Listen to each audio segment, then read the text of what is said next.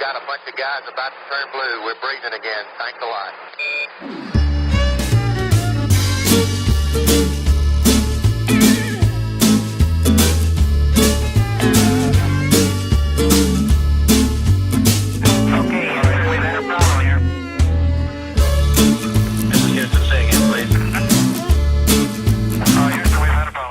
Well, a funny thing happened on the way to the moon. That's the title of a video that I watched on YouTube. You can see astronauts hanging from wires, proving that astronauts and NASA are liars. They analyze photos and highlight mistakes with the moon landing missions. They show it was faked. You can see them faking the photos of Earth. They use a round window to fake the curve.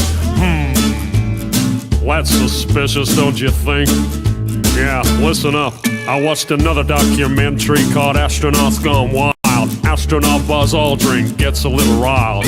All he was asked to do was to swear to God that he went to the moon, but he would not.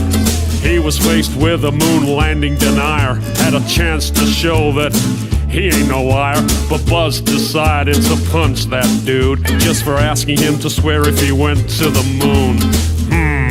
That's suspicious. So, do you still believe we went to the moon? Do you still believe what they're telling you? Just connect the dots and pretty soon you'll find out what I found out too. But if you question this stuff, you'll be labeled a loon. You'll be called a conspiracy theory buffoon, but I don't care, man. I'm still gonna make this tune, cause I know that we didn't go to the moon. Why don't you swear in the Bible that you walked on the moon? You're the one who said you walked on the moon when you didn't. And how about those moon rocks they gave to museums? And thousands of people did see them. But one museum took a closer look. They soon realized that something's afoot. The rock they were given turned out to be a fake. Just a piece of old wood, not a rock from space. Yeah, when God made the moon, he saw it was good, but apparently made it from petrified wood. Yeah, that's... Alright everyone, welcome. We got a stream from Alan today on relativity, or how math became reality. I think we have a quick intro first, so let's bring it in. It doesn't match up with... Alright, I'm back. Alright, so you want to just watch my quick intro then? If you want to watch my stream, it's a 2-minute video I scripted for Einstein. Thought it was appropriate. Yeah, yo Shane, if I give you my YouTube stream key, can you restream for me? I can't do Discord and YouTube at the same time. Yeah. If you have Restream Pro or whatever, can you do it for me? Restream Pro? You mean just stream your YouTube in here? Yeah, but link your YouTube definitely.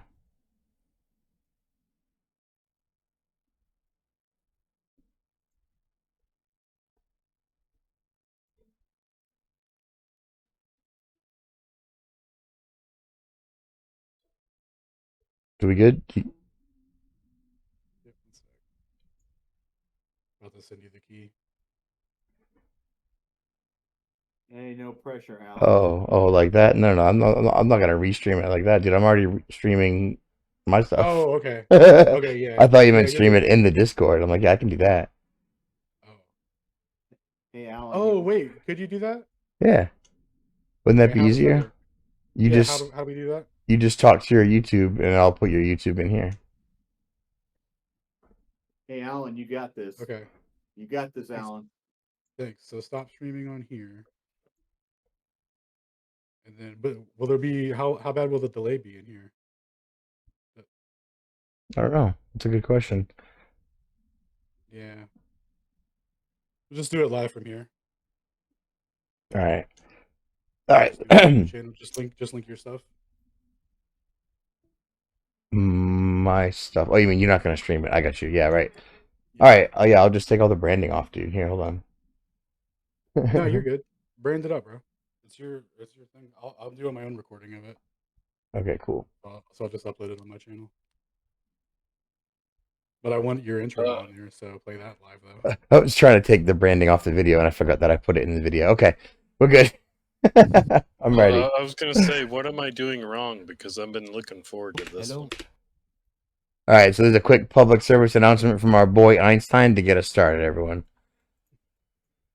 Hello, my name is Albert Einstein. I am objectively retarded. I am most known for saving the heliocentric model when the Michelson-Morley experiment almost ruined everything. The null result of that experiment was so damning that it forced me to invent the theories of general and special relativity to make sure the sheeple stayed asleep. Thank Lucifer that I did too. I was able to wrap the alien nonsensical model in magnificent mathematical garb that protected it forevermore with a bubble wrap of unfalsifiability. In reality, I just stole concepts from other more intelligent people, and I did not even fully understand the mathematical concepts that I invoked. Whenever I spoke in public, I only ever read off cue cards that were provided to me by my handlers. I never took questions. I always just did what they told me to do, stood where they told me, and read what they put in front of me. I think it is awesome that sheeple take one look at my field equations and boom. They then think the Earth is a Masonic spinning space ball.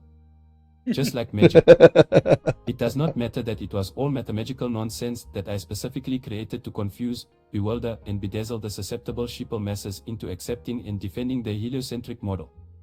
The best part is we have now ingrained this nonsense so deep into the current generation that most people actually think I am smart. They don't even know that married my cousin and then left her for her underage child. Ha ha ha ha ha ha ha. The Earth is flat, you globularist. Hello, my name is Albert Einstein. Love that. All right. Fantastic. That's a pretty good preface to get us started. Excellent. All right, man. Take it away. Your show. That's great. Okay, so it turns out I was able to get it on YouTube. I just had to lower the frame rate a little bit, so we're still good. Cool. All right, so this is how math became reality, a comprehensive look at the history and classical experimental evidence that's put forward in support of relativity theory. We didn't have a format or whatever agreed upon, so I'm just gonna kind of set some rules or some structure right now. There's a lot of ground to cover, so I'm gonna go through like a series of slides, and then I'll do like a Q&A on them, see if there's any questions, and then we'll move on. Sorry, I'm a little nervous. Okay, so abstract. Relativity theory has been around for over a century, and now to this day, acolytes in support of the theory have completely surrendered their faculties to equations and concepts that they don't fully understand or care to. Classical proofs of relativity theory are often cited to hand-wave dismiss any criticisms of the theory, despite supporters of the theory not being able to describe exactly what spacetime is. This presentation attempts to make clarifications on what spacetime is, and taking it a step further, I will make the case that spacetime has to be a physical entity if any curvature thereof was to be responsible for the physical effects that are attributed to proof of the theory. If the classical proofs of relativity theory are the perihelion precession of Mercury, the deflection of light rays by the sun, gravitational redshift, and miscellaneous indirect confirmations of the theory such as time dilation and the equivalence principle, and some other ones that we'll go over later. If relativity theory were to supersede the Newtonian framework, it would need to prove that the concept of spacetime is a physical entity and has a mechanical cause and effect relationship with how it interacts with physical objects and electromagnetic energy. Here we will examine the historical narrative and experiments that are put forward to support the physicality of spacetime. It is my intention to use this presentation as a vehicle to provide clarification on relativity theory by demystifying and translating the equations and experimental proofs in mechanics used as evidence for the theory. So moving on, we have a quote from Einstein when he first submitted his general relativity theory. He states that if any of these three things were to be proven wrong, that his theory would collapse in on itself and it would shown to be false. And that's the perihelion and the deflection of light rays, i.e. gravitational lensing, and gravitational redshift, which will all be getting covered as we continue. Hey, so the prerequisite. Go ahead. Do you mind if I throw something in real quick? I was just outside. I just wanted to tell you guys about this, and if you look at No. What are you talking about, bro? No. Well, okay, never mind. I'll just leave. Bye. Yeah, good call. All right. So prerequisite information. A lot of these measurements and what they're talking about that they use for proofs of general relativity is done in arc seconds and arc minutes. So to give an illustration of what that is, if you take a degree, you can break it down into 60 sections, and that would be one arc. Each section would be 1 minute of arc, and then you could break each minute of arc into 60 seconds of arc. So you can get down to an accuracy of 1/3600th of a degree. That's like what they're claiming to measure the angles and precision of degrees within 1/3600th. And then uh, due to atmospheric conditions and stuff, when they start talking about uh, stuff produced from like satellite images and quote unquote, where there's no atmospheric condition, they claim that they can get into these milliarcs and micro arc seconds, which is even more precision. But we all obviously all know that's BS. But that's how the system works. And so more prerequisites: space-time, metric tensors, geodesics, and transformations. The geometry of space-time is described using a mathematical construct called a metric tensor. How one might use a metric tensor, how one might use the metric tensor framework for practical purposes. And in the example of engineering, you could use the framework to describe a Cartesian coordinate system, the XYZ axis, to define the dimensions of an I-beam, and then you could use that to show how much stress would be exerted at any particular point, on the I-beam using that coordinate system.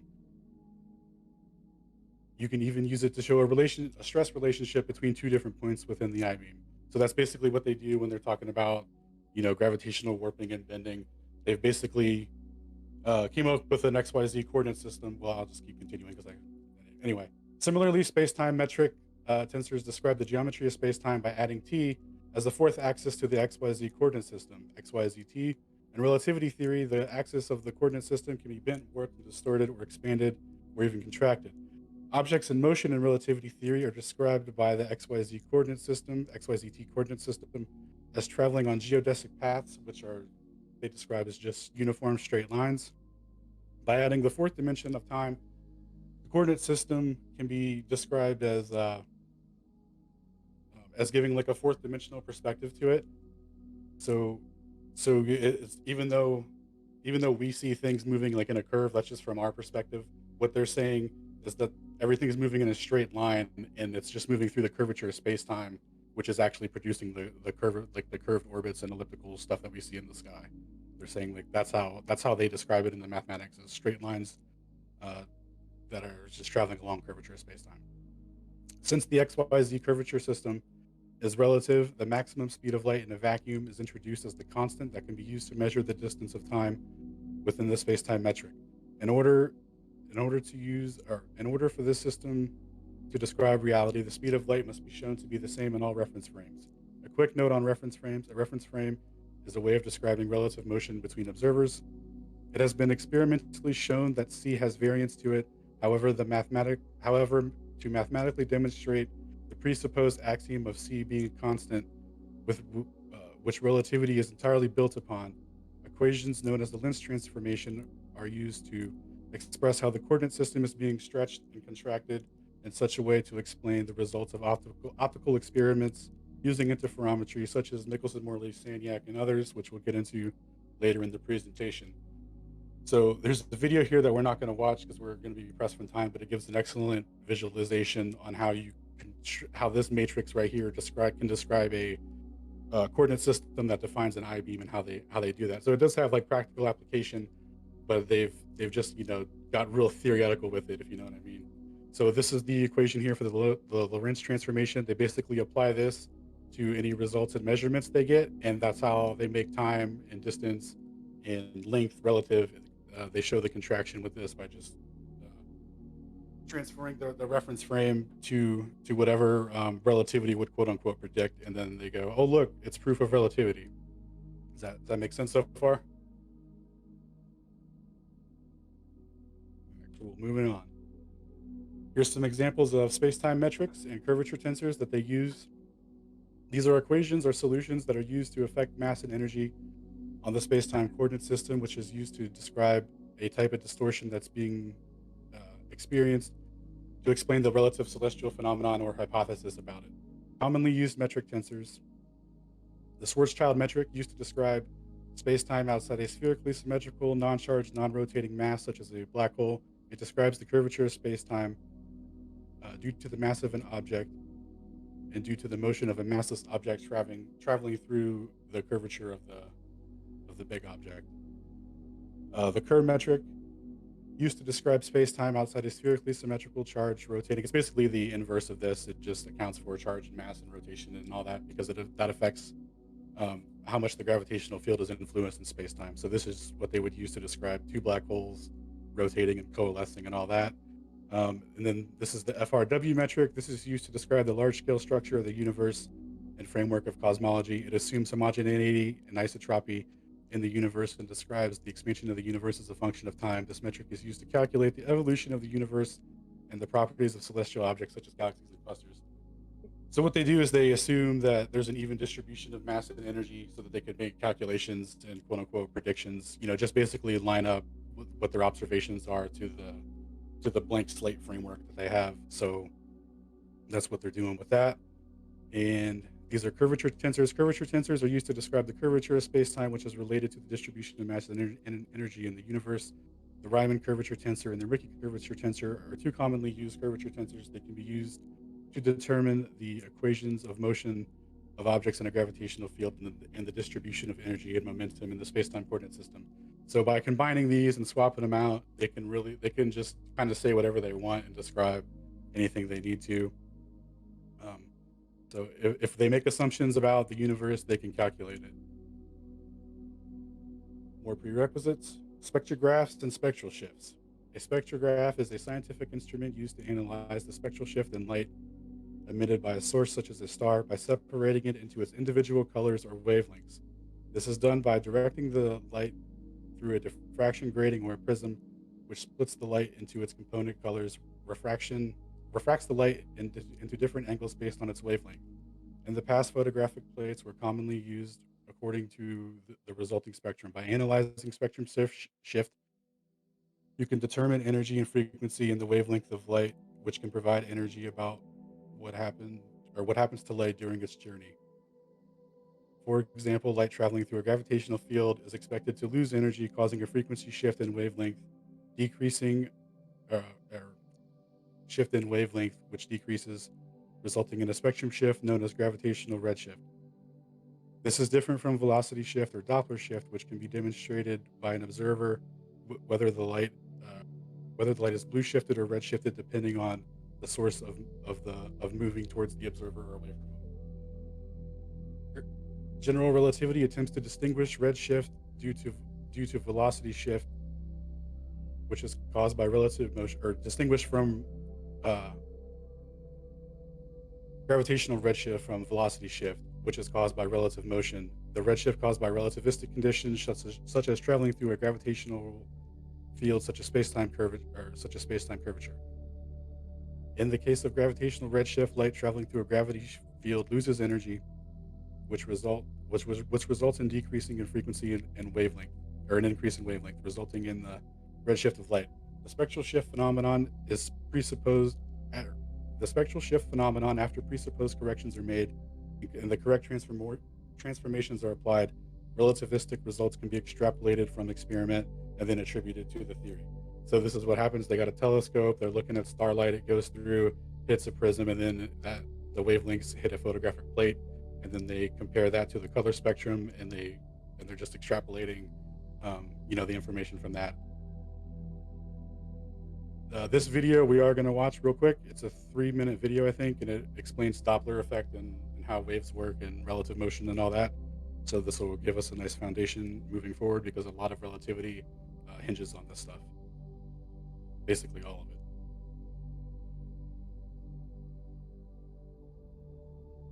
Are you guys getting the audio okay? I don't hear any audio. I don't hear anything. Did you play it yet? Yeah, I was. Is it playing now? Nope. Why is it doing that? That's so gay. All right. That guy on the left in the video is gay. So, hey. Yeah, he is. Good call, Jim. So we'll skip that slide from now and come back to it. Actually, no, we won't. Hold on 1 second. Please, your hot mic in. What'd you say, Shane? Yeah, and some people have opinions. We did reach out to the school district, which sent us a statement in part. 1 second. second. Let me change screens. Change window. So in Discord, are you sharing the screen or the application? Application. Yeah, should be fine. Can't help you out. I don't know why it's not working. Oh, there you Yeah. go.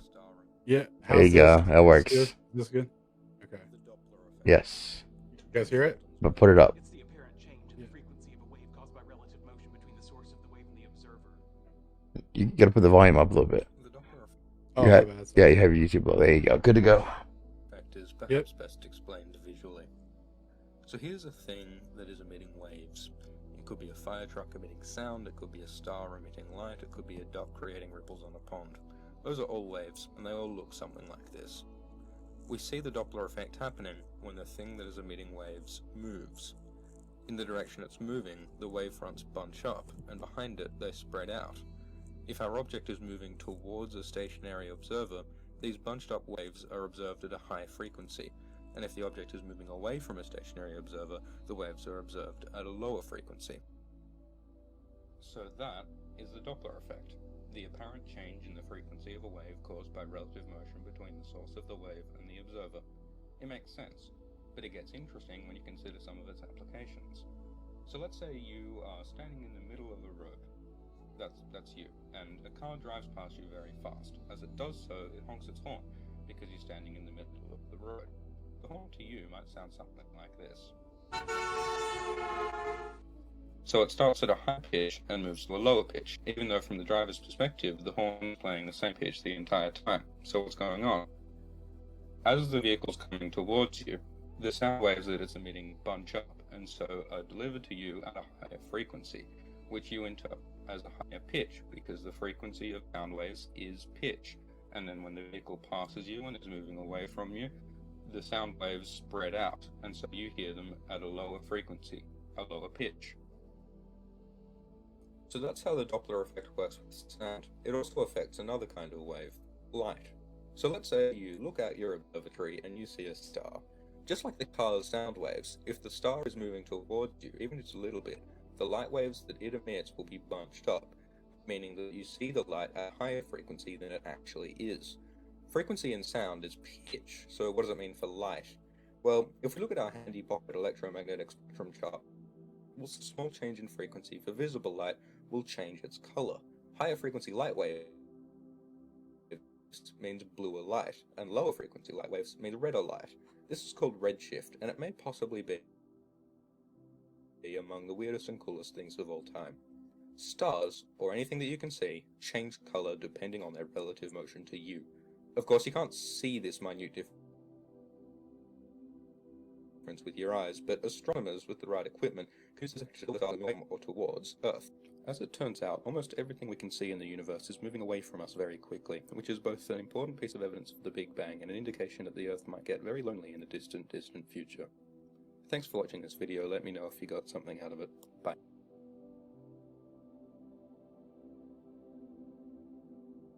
All right. So that played all correctly?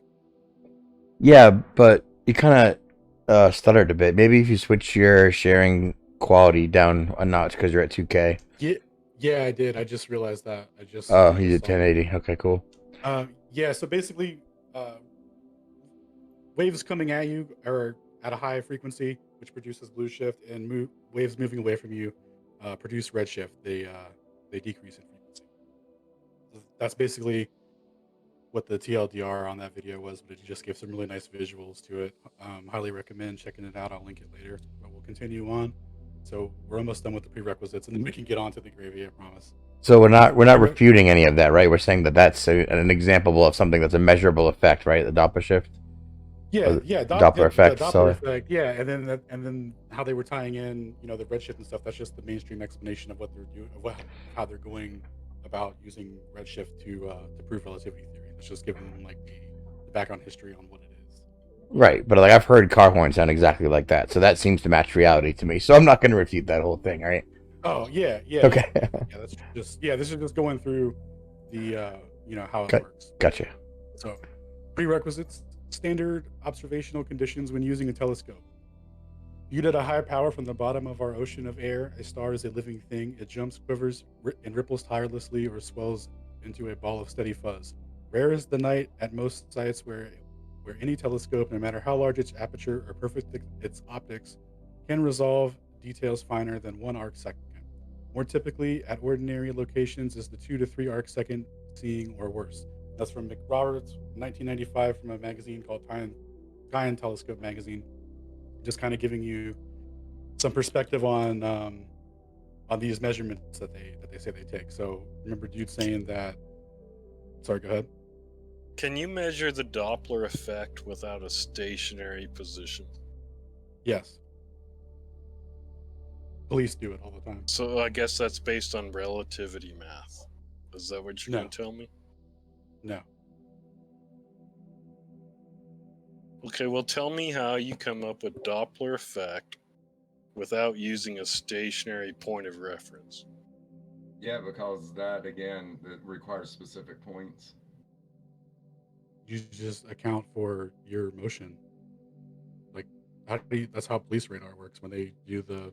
No. The Doppler effect is based on stationary points of reference, and now I'm curious, man. I want to know. Like, so you're telling me that you can explain this from some kind of mathematical equation? They have, apparently. Well, the whole definition of radar is based on a stationary point of reference. Yes. Let's let him get to the gravy though. Okay. Anyway, so we're going to cover the experimental evidence that's put forward now. The perihelion precession of Mercury. The perihelion precession of Mercury and why it's important to relativity theory. The perihelion precession of Mercury is the gradual shift in the position of Mercury's closest approach to the Sun, the perihelion, over time. In 1846, Urbain Le Verrier observed and recorded the perihelion precession of Mercury's orbit around the Sun. He calculated the perihelion precession to be about 5,600 seconds of arc per century. Many years later, Newtonian mechanics and relativity theory faced off to account for the perihelion precession. Here are the results.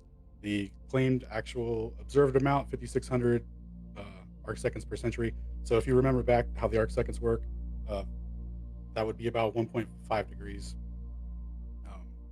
is what they're claiming to have measured as a projection over 100 years. You know, who knows if any of this is even real and if they even made those kind of measurements, but they've mathematically extrapolated this and that's what they're going with.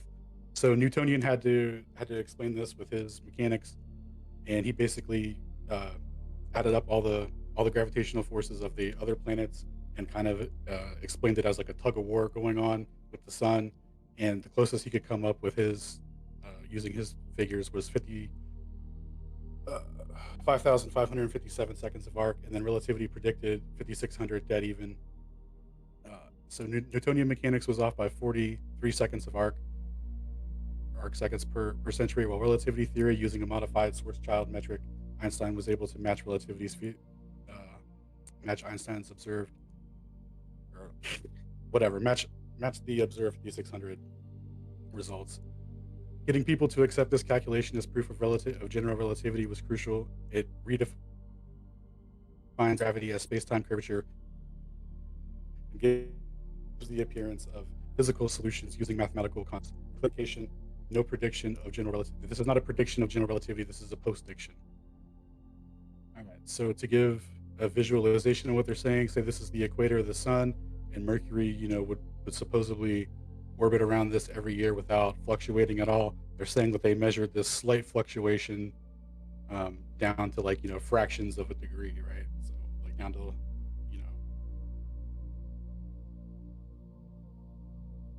down to 0.43 seconds of arc. So from the Earth, from 93 million miles away.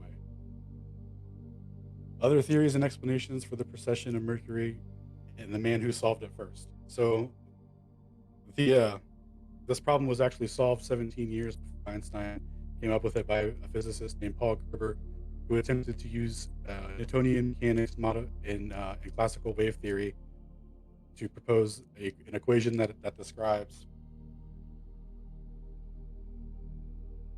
a gravitational waves propagating through a medium which which matches the speed of light. So this is the equation that I'm just going to kind of speed through this because we got so much to go through. This is just going to summarize quickly. So this is the equation that he used, and his reference in T right here is describing the time that it takes for the gravitational influence from the sun to propagate to Mercury, and that causes the precession. His solution was ultimately rejected because his attempt to explain the mechanics of how the gravitational wave would propagate through the supposed medium that he supposes with T, he had no physical mechanism for it, and there was no way to extrapolate a justification for adding T to Newtonian mechanics, so they kind of disregarded it. But this is to show you that using math, you can do it's totally solvable within Newtonian mechanics, but they're going to make this argument that it's only solvable through general relativity. So this is Einstein's equation, and they're eerily similar. They're pretty much the exact same. The only difference is Einstein uses a capital T, and he describes that as the time of Mercury's orbital period that it takes to complete a full orbit around the sun. And then obviously his mechanism is different than wave propagation through a medium. So while Einstein's theory offers no physical mechanism either, it offers an alternative explanation to the very nature in which light travels. By use of the metric tensor from Einstein's field equations, which describe the bending and warping of space-time, the coordinate system, such as a photon, would be traveling through the curvature of space-time, would not be on a true geodesic, and that would produce the optical effect of the perihelion precession. So, oh wait, can I ask a question about that slide? Yeah, the one right before. Oh yeah, sorry, go ahead. That picture in the lower right, is that not the Tycho Brahe geocentrist take on the motion of the planets? Why are they using it, or are you just putting it in there?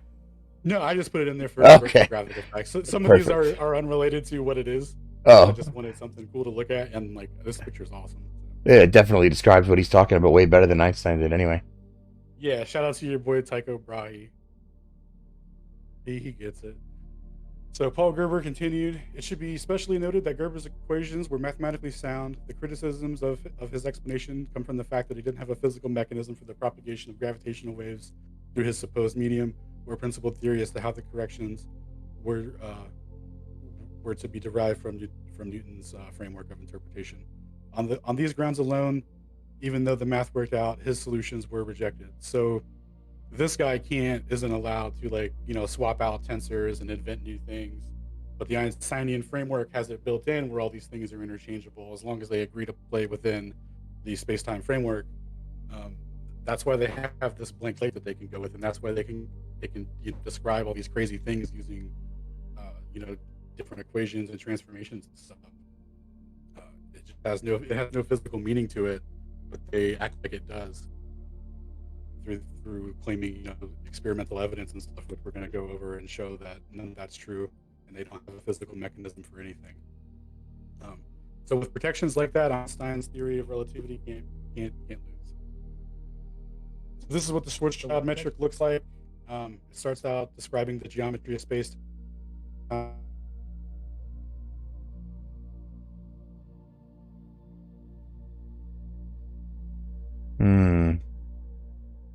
Did Alan freeze for everyone?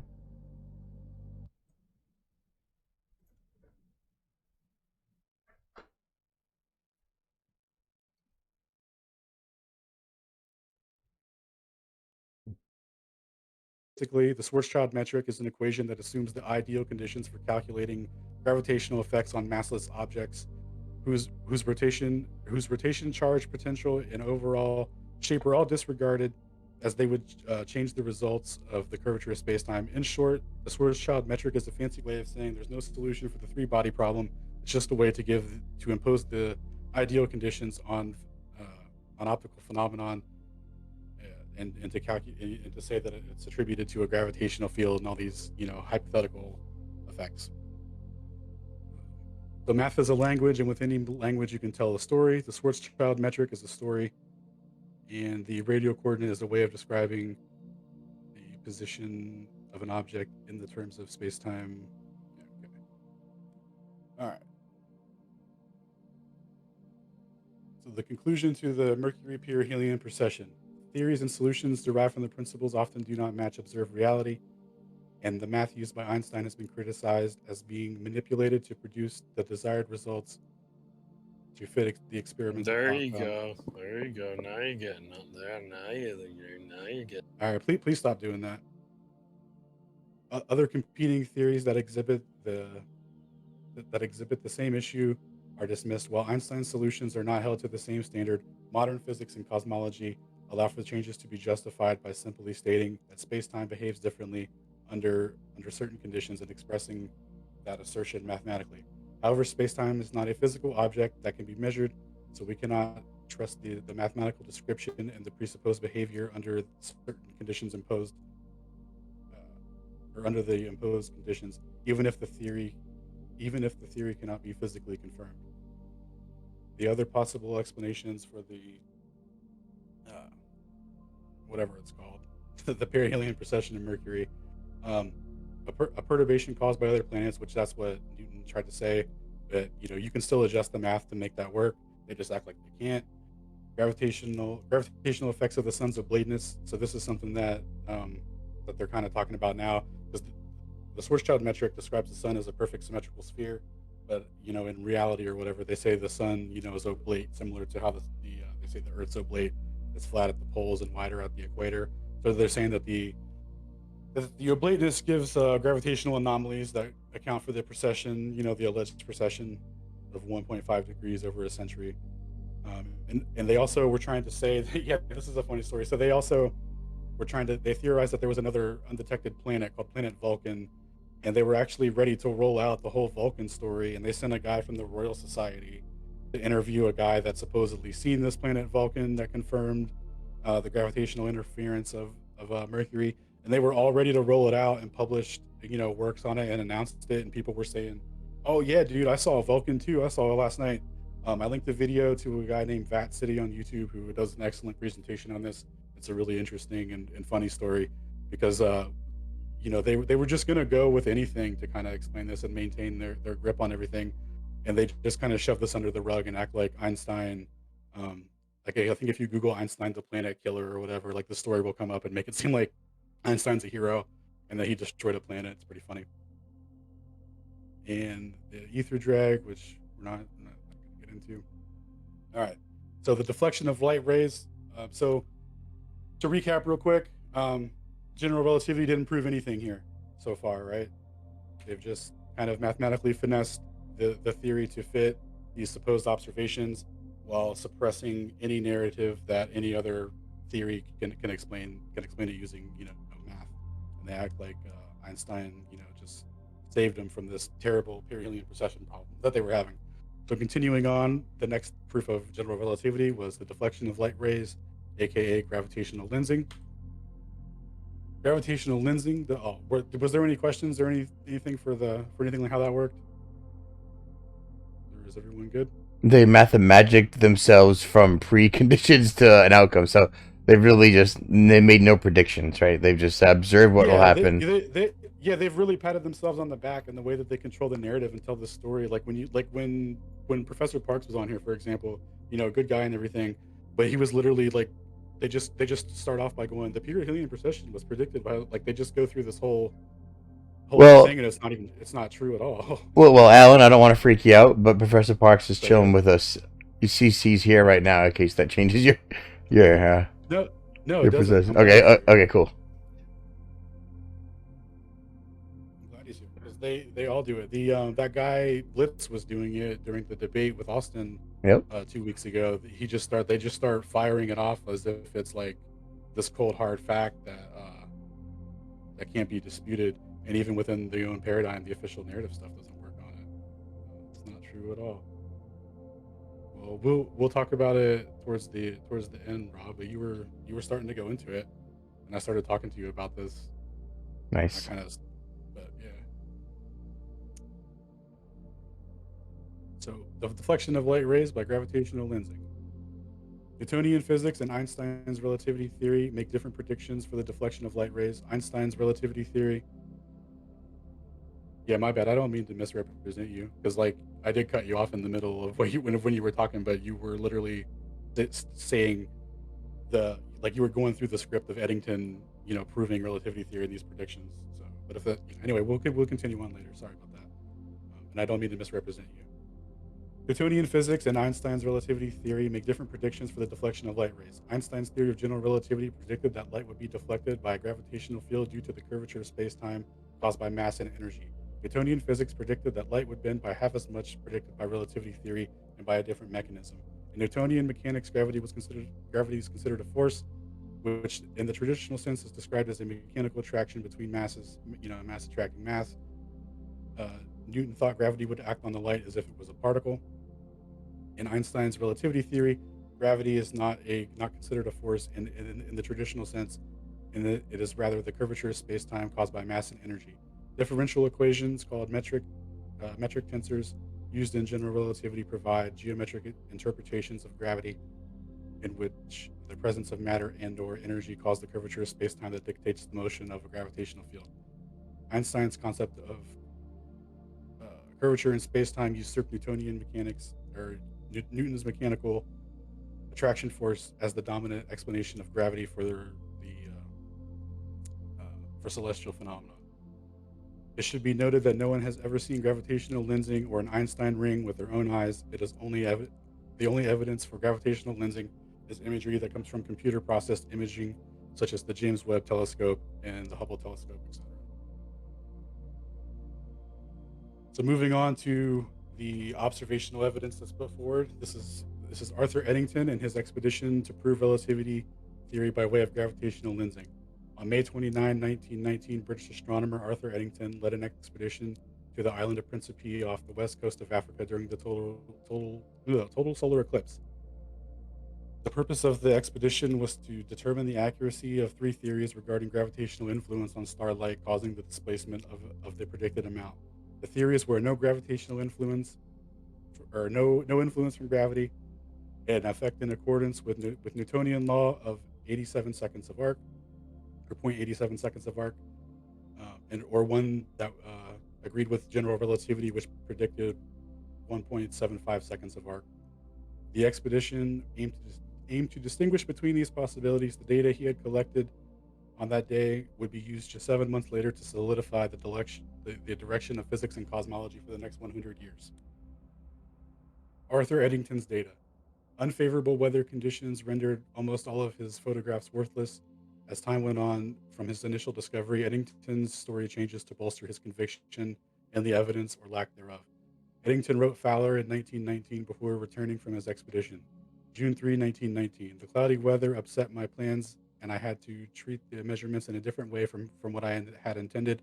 Consequently, I have not been able to make any preliminary announcements of the results, but one plate I measured gave a result agreeing with Einstein. June 1919.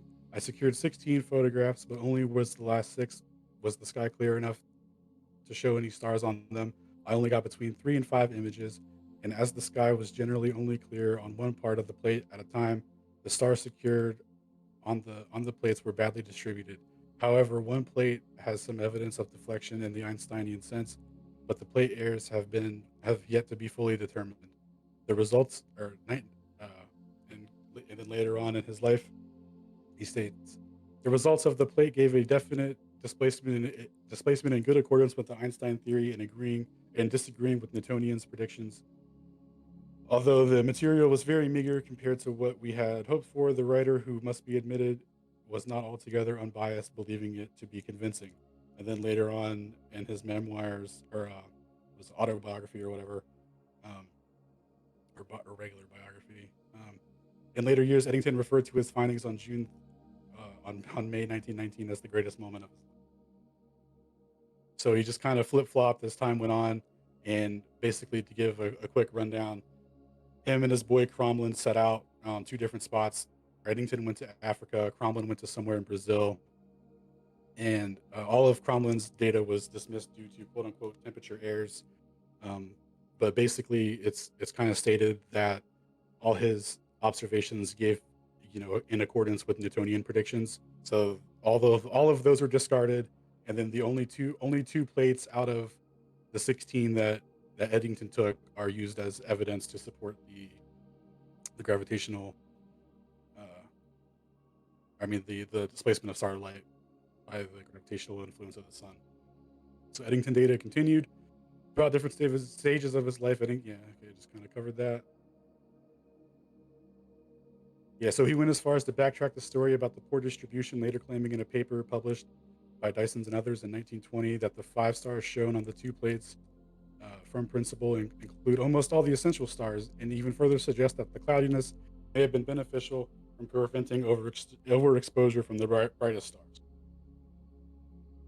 So this is 7 months later. They had a meeting, the Royal Astronomical Society and the Royal Society got together, and this is where they were going to give an announcement on the results of Eddington's observations of his 2 photographic plates and give a positive confirmation of relativity theory.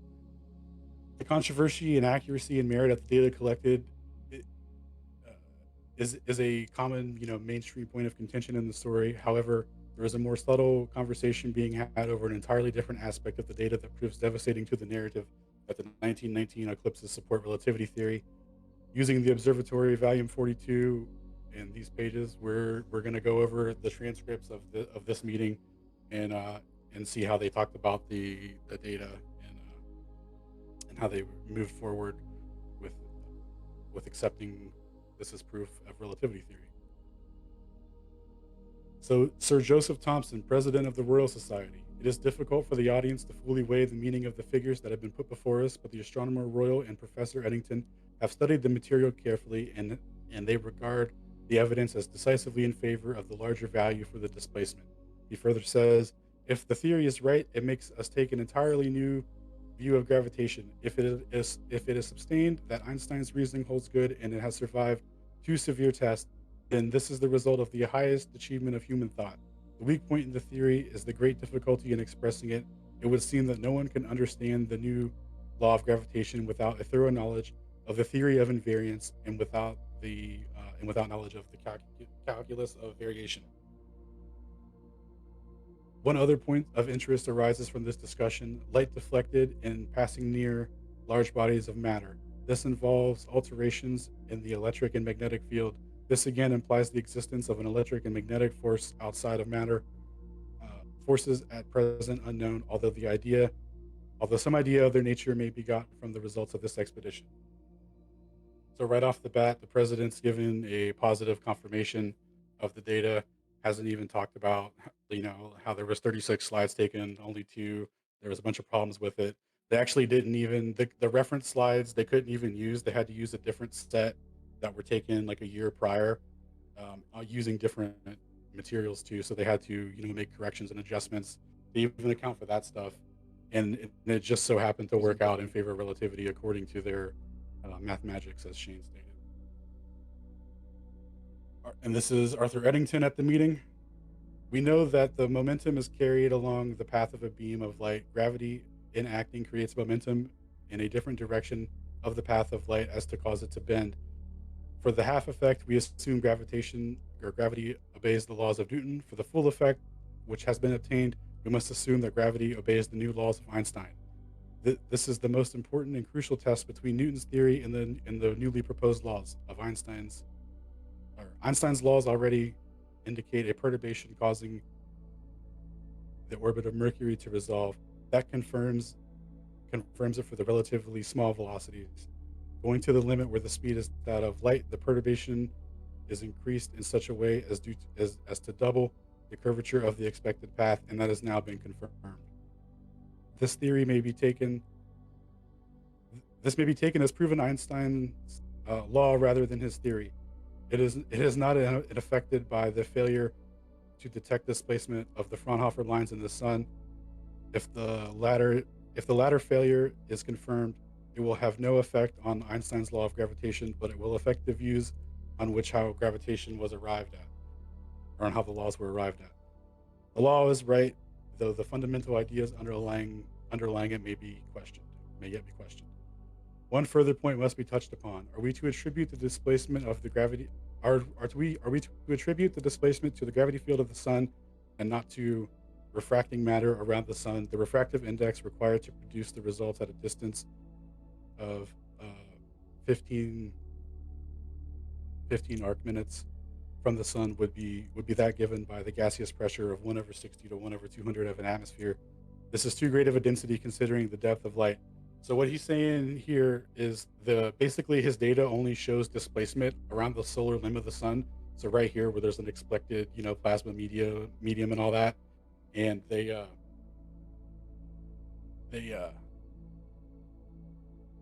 trying to narrow it down and say, like, is it due to a refractive medium or is it due to space-time curvature? How do we distinguish? Because the other stars that were, around this area of the sun that should have been displaced due to the sun's gravitational field, there was no displacement, which we're going to go over here shortly. But that's kind of what they're alluding to. And then the Fraunhofer line stuff, there was supposed to be gravitational redshift and spectral data readings done during this observation, actually in tandem with the observation, to establish a cause and effect relationship with the bending of with the displacement of starlight. But they displacement of starlight, and without that, there can't be, they can't say that any displacement is due to space-time curvature or gravitational fields, right? That's kind of how that works. So continuing on with the transcripts, this is Frank Watson Dyson. To the right, 2 photographs of the eclipse expedition are put forward as evidence, and this is just what they're talking about. On the day of the eclipse opened cloudy but later cleared, the observations were carried out with almost complete success. So the guy who wasn't even there, who even got explicit detail saying that the conditions were dog shit and the evidence is poor, it opened clear and it was a complete success. The plates were measured at Greenwich immediately after the observers returned. Each plate was measured twice over by M. Davidson and Ferner, and I am satisfied that if such faults lie, that if there are faults in the results, that they lie in the plates themselves and not the measurements. So after a careful study of the plates, I am prepared to say that there can be no doubt that they confirm Einstein's prediction. A very definite result has been obtained, that the deflection of light rays is in accordance with Einstein's law of gravitation. So these guys are all falling into line here over these two plates. Alfred Fowler, president of the Royal Astronomical Society. The quantity looked for, I may say, is 100 times the probable error of the measurement which can be made with the large spectrographs now employed in such inquiries. Evershade has also examined the light from the side of the sun away from the Earth by photographing the spectrum of Venus when on the further side of the sun. Gravitational displacement, if any exists, should appear in all parts alike, but he finds no such displacement on the other side of the sun, though he does get a slight displacement on the near side. It is very desirable that the spectroscopic test should be carefully repeated. So this guy is kind of bringing up that they have the technology to make these detections to prove a cause and effect relationship with the displacement, but there isn't any. So he's kind of concerned about that. And then Professor Lindman adds in, as to the theory itself, I must confess the fact that it is always presented in the purely mathematical point of view seems regrettable to a mere physicist. No doubt that the present form is correct and even elegant once has become familiar with the notion. I cannot believe, however, that a profound physical truth cannot be clothed in simpler language. Put the theory in the form of curvature of space-time, manifolds seem to be much simpler than the tensor presentation. Cannot Professor Eddington translate his admirable treatise from the tensor notion into some such form? So basically, he's saying we're never going to convince the people or explain this theory if we just talk about like the mathematical mechanics of it. We should go with the metaphorical space-time manifold curvature and use that to explain it. He's a big fan of that. He likes it. And this is Professor Hugh Frank Newell. May I add my congratulations to the extraordinary success of the observations. I feel that the Einstein effect holds the day, but I do not yet feel I can give up my freedom of mind in favor for another interpretation of the effects obtained. If Einstein had not existed or had not predicted the deflection, we might have had a similar experiment made to test the presence of an extended atmosphere around the sun, and we could have argued the results back to the hypothesis. Think for one fine moment of the prominence that was seen on the day of the eclipse. It was followed by Evershade for a rotation and a half, and that's the guy who did the spectroscopic stuff, the Evershade guy. Matter was expelled outwards from the course of the movement, as we know from the sequence of photographs secured by the spectroheliograph at Cambridge on the day of the eclipse, and yet matter at different high levels goes around the sun, not with gravitational velocities, but with the same velocities that hold at the lower levels of the spots. It is, I know, a cheap criticism to make a qualitative suggestion in opposition to a quantitative result, but I feel that I want to keep an open mind for the existence of a field where gravitational and electric forces are acting simultaneously in an unknown relation under conditions which admit the existence of an extended corona. It does not carry much weight to me that it is urged that to explain the deflection in terms of a refractive index, that the medium having a density of 1 over 200 or 1 over 40 of that of a terrestrial atmosphere would be needed, for we have to do with a possible extended solar atmosphere at very high effective temperatures, almost certainly in part controlled by electric as well as gravitational conditions existing in it. And who's to say what its refractive properties may be? I prefer to keep an open mind about the interpretation, but I wish, in conclusion, to add my heartiest congratulations to the Astronomer Royal. To the Astronomer Royal in the observations on the observers and the observational results obtained. So this guy's given some pushback on the refractive index stuff, and he's still down for saying that, there's something that could be going down with the solar limb, but they really have to get away from that if they're going to use this as solid evidence for relativity theory. So Professor Frederick Lindman chimes in. Might I say one more word? Have we not evidence for motion of comets passing near the sun, outside of the sun? Might I say one word? Have we not evidence from the motion of comets passing near the sun that the matter outside of the sun is distinctly diffuse? Comets suffer no noticeable checks in their path. So this guy's saying that when comets go by the sun, the tails don't get, split up or shifted or anything. So there's probably not any extended medium around the sun. And then this is Dr. Silverstein, who I call Whittitt's great-grandfather. But in spite of what the president said, I believe this result to be essentially an isolated fact. There is a deflection of light rays, but it does not prove Einstein's theory. It cannot logically be deduced from his theory of gravitational effect in absence of the spectroscopic results. And as far as we know from St. John's and Evershade's observations, the predicted shift in the spectrum lines of an amount exceeding almost 100 times the probable error of the modern spectroscope, as Fowler had just told us, is not obtained. Professor Lindman's attempt to explain the obstinate nullity of this effect by motion in the luminous gases in the line of vision is not satisfactory. For St. John's was well aware of such complicating circumstances, and therefore purposely observed as many as 43 lines at the sun's center and almost as many as 35 at the limb. Now we cannot assume that gases move everywhere and towards or away from us, only to suit Einstein's theory, i.e. just to compensate for his theoretical shift. As I have pointed out on another occasion, if there is no spectral shift, Einstein's coefficient, which is how they describe space-time curvature in their metrics, which is entirely responsible for it, must become unity. And if we go back to the differential equations, Einstein's field equations, we shall see at once that the coefficient and his well-known approximate solution becomes unity at the same time. And then he starts talking about the equations that are used, so that the word element simply reduces to, and then this is where he's talking about the geometry of spacetime and the curvature of spacetime. Just basically, if there's no spectrum shift, then there's no curvature of spacetime, is basically what he's getting at here. And we ultimately see that the absence of the spectrum shift in Einstein's theory does not give such refinement to planetary motions in the secular motion of a perihelion, but in the ordinary, and not even in the ordinary Newtonian or Keplerian motion. In short, the orbits of the planets would be straight lines, and the planets would be moving along them uniformly in spite of the sun's presence. The theory stands or falls on the correctness of the results of Evershade and St. John. It is unscientific to assert for the moment that the deflection, the reality of which I admit is due to gravitation. It is in the sense that I declared it a moment ago to be an isolated fact. The discovery made at the eclipse expedition, beautiful as it is, does not in this circumstance prove Einstein's theory. We owe it to that great man over there, pointing to Newton's portrait, to proceed very carefully in modifying or retouching his laws of gravitation.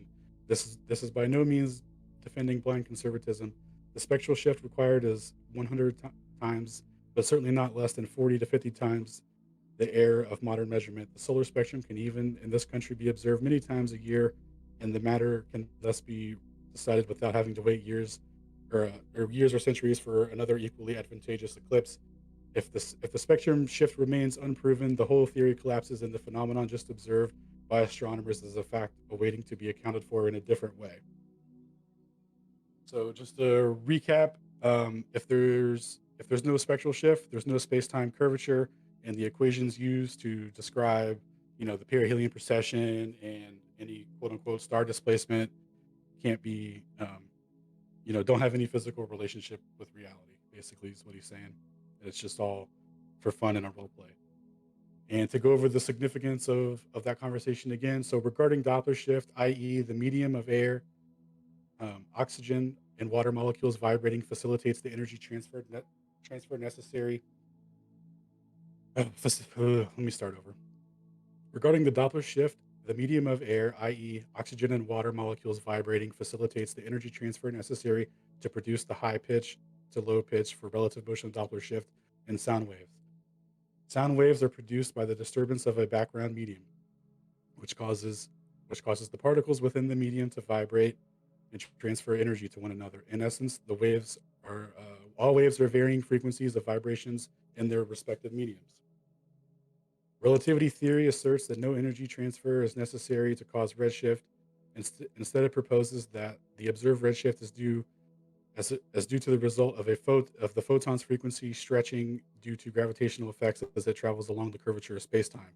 To establish a cause and effect relationship between any perceived star displacement during May 1919, or during the 1919 eclipse, St. John's and Evershades were tasked into taking spectral shift observations during the eclipse with equipment that was within 100 times the amount of probable error to analyze such a shift, and the fact that their equipment was that good, and they took multiple observations throughout the year, and they found no such spectral shift, kind of destroys the cause and effect relationship with the displacement and curvature of space time and gravitational fields.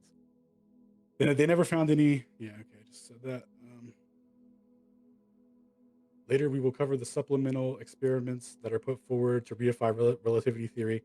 Pound-Rebka, Pound-Snyder, Heffel and Keating, and these are all cited as proof for gravitational redshift, establishing that a gravitational field can affect electromagnetic energy, in the curvature of space-time and all that. As Silberstein pointed out, without a physical mechanism for the redshift to occur, the equations reduce to just stories. The lack of observed redshift in tandem with the displacement violates causality and destroys relativity theory. Arthur Eddington says to Dr. Silberstein after he's went through all that, he says, "One word, Dr. Silberstein. When the result that has been forecasted is obtained, we naturally ask what part of the theory exactly does it confirm. In Einstein's case of the law of gravitation, it is not necessarily that his theory is confirmed with the underlying assumption that the way that they describe the geometry of space-time, so like talking about what the medium of space-time is a quantity measurable by clock and scale.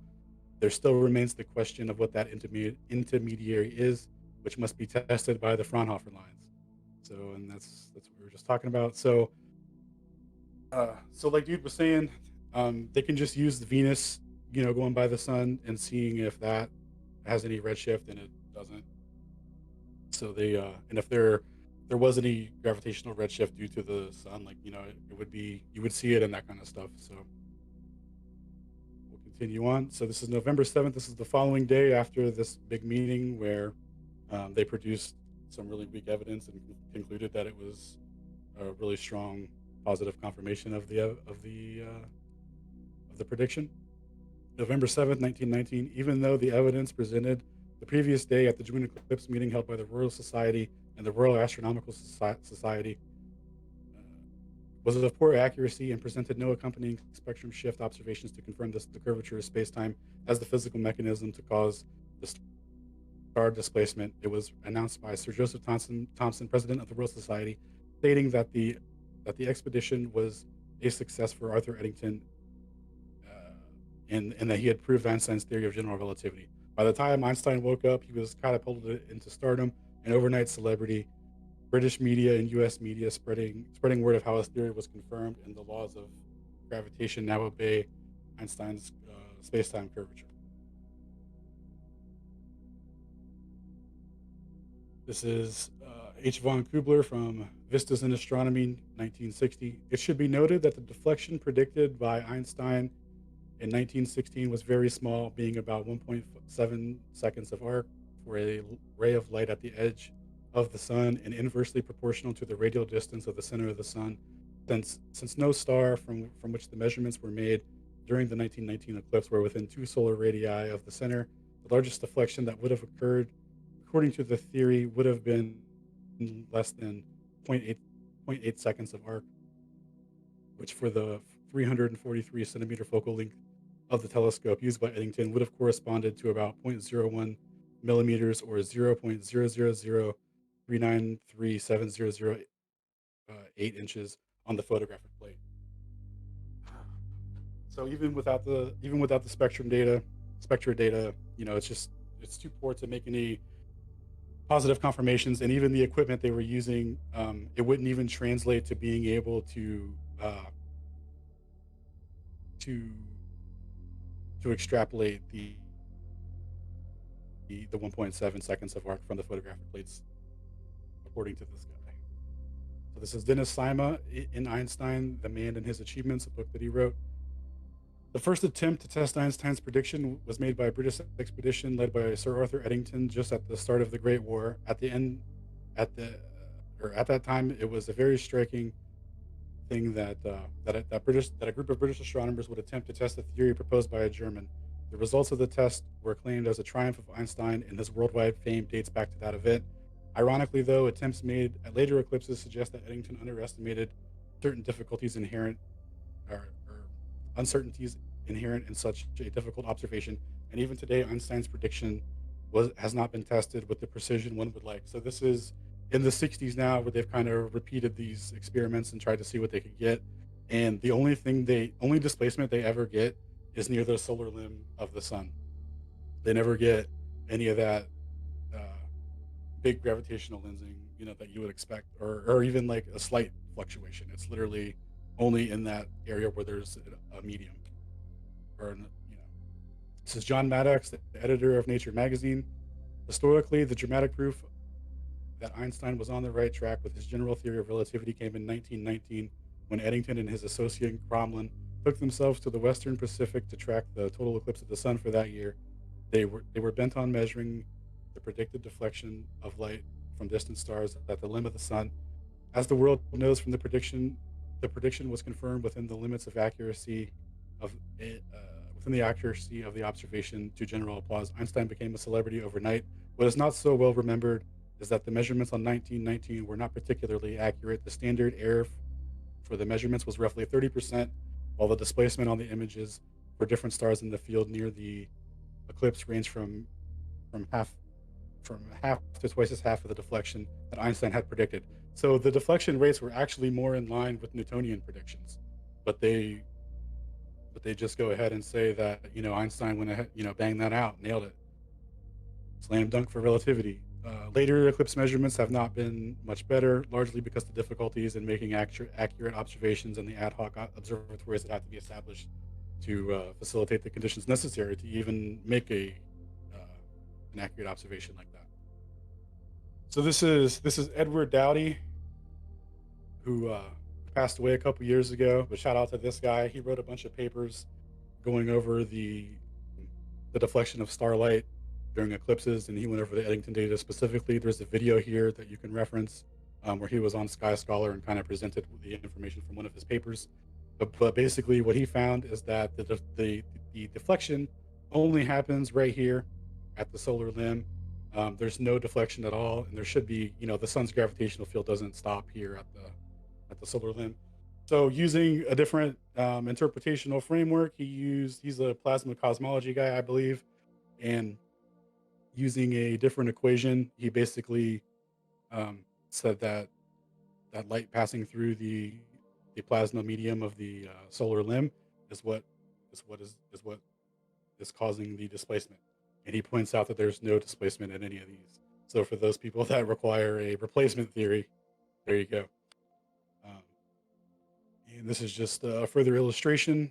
Light should be displaced, at different, um, at from stars that are different distances than the sun, not just around the solar limb. So light has never been observed.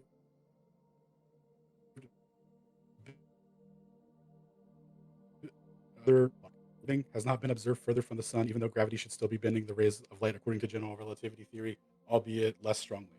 The fact that no light above the solar plasma limbs bends is a violation of general relativity. This is from Ian McCausland, 1999, Anomalies in Relativity Theory. If the findings of the eclipse expedition had been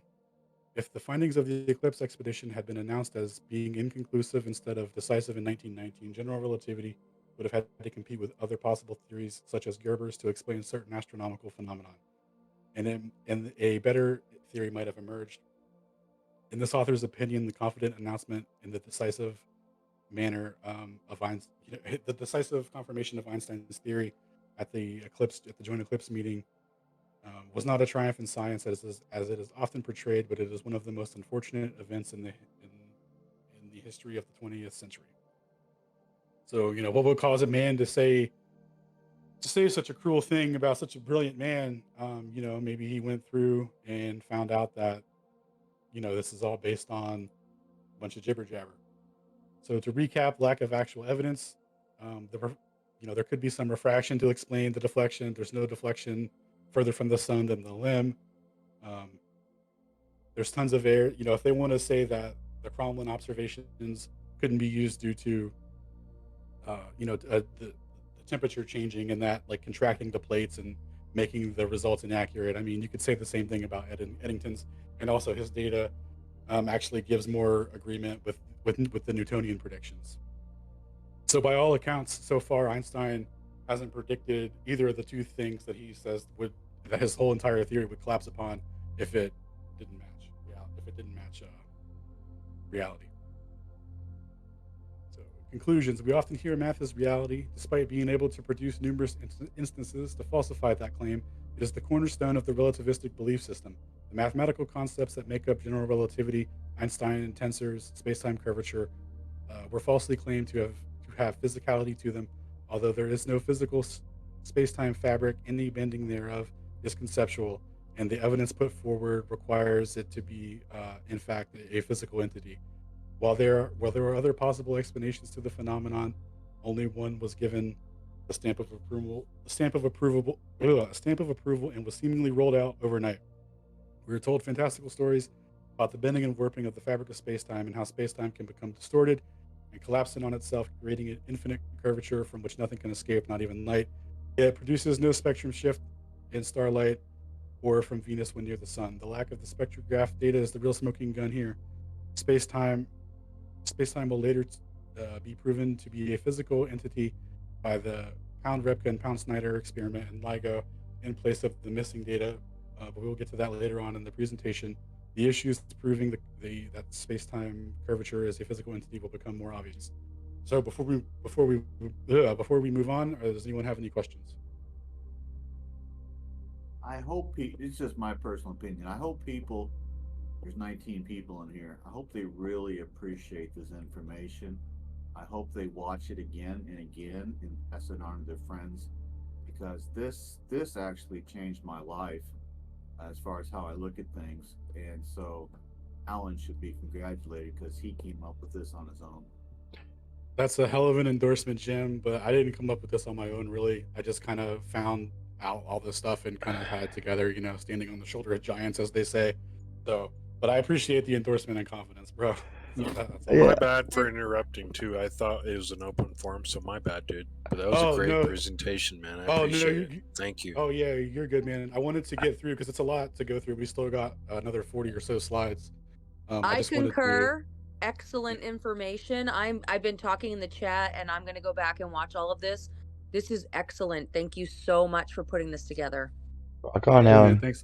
glad you guys are digging it. apologize for that thing at the beginning, but like I just want to. Yay, everyone's cool. We're all friends. Mercury, Venus, like I could see. I was just outside and I was all excited about it because I could see Venus in the sky and it was. Dude, like, did you see that perihelion precession, bro? Like, you got your pocket mead with you to make precise, accurate measurements and support relativity on the spot. Hey, Invisible Man, did you see the precession of Mercury? And sorry. Yeah, and that's kind of like even the Venus thing. Like it just blows my mind that these people think this. Yeah, but I know what you're talking about with the well, that's always been a problem with relativity was the whole retrograde activity of Mercury. Yeah, so you kind of clarified that even more for me. So Nailing it. That's why they don't like parallax. Yep. Yeah, there's a whole bunch of other stuff too with stellar aberration and stuff, but I haven't got to that stuff yet. It's actually not even in this presentation. But yeah, the whole everything they say about relativity that they put forward as proof of it is just total. It ends up like just body bagging it because it's just lies based on equations to make transformations to reify what they presupposed. All right, so we're gonna continue on here, or just fuck. Okay, yeah, we're gonna continue on here. So gravitational redshift is the next evidence put forward in support of relativity theory. The gravitational redshift of light. Gravitational redshift of light is the phenomenon in which electromagnetic waves, such as light, lose energy as they escape from gravitational field of a massive object. This causes the wavelength this causes the wavelength of the light to shift towards the red end of the spectrum. In the case of gravitational redshift, the energy of light is decreasing, but the speed in which light travels remains constant. The decrease in energy is compensating by an increase in wavelength of light, leading to redshift in the spectrum. The decrease in energy causes the light to redshift. The decrease in energy that causes the light to redshift is compensated by an increase in the wavelength so that the speed of light remains constant. Mathematically, this can be stated as E equals H equals F, energy equals Planck's constant times frequency. As energy decreases, the frequency of light also decreases, which leads to an increase in the wavelength. So it kind of has like an inversely proportional relationship so that it compensates with itself so that it can maintain a constant speed is basically how they describe what's going on.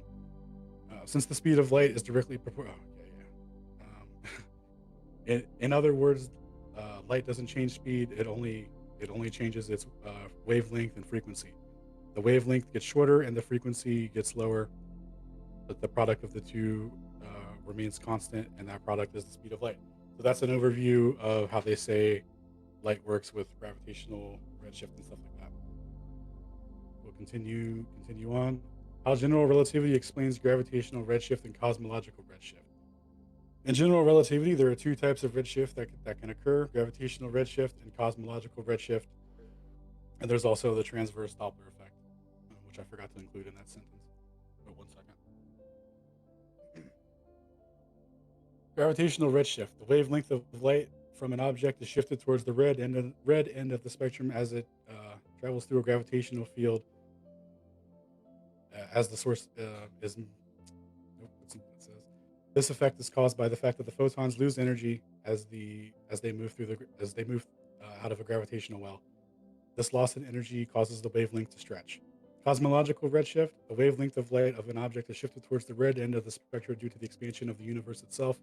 This is caused by the fact that the universe is expanding, therefore the distance between objects is increasing, and the distance between the object and the observer increases. Therefore, the wavelength of light is stretched, is what they say causes that redshift. Now, keep in mind, like I'm not saying that this is what causes it. This is just the mainstream interpretation of what they say is happening when they look in the sky, and they're applying all this to these equations. The transverse Doppler effect: the phenomenon in which the frequency of light appears to be shifted when the source of the observer are in motion relative to each other in the direction perpendicular to the propagation of the source of light, or the light wave.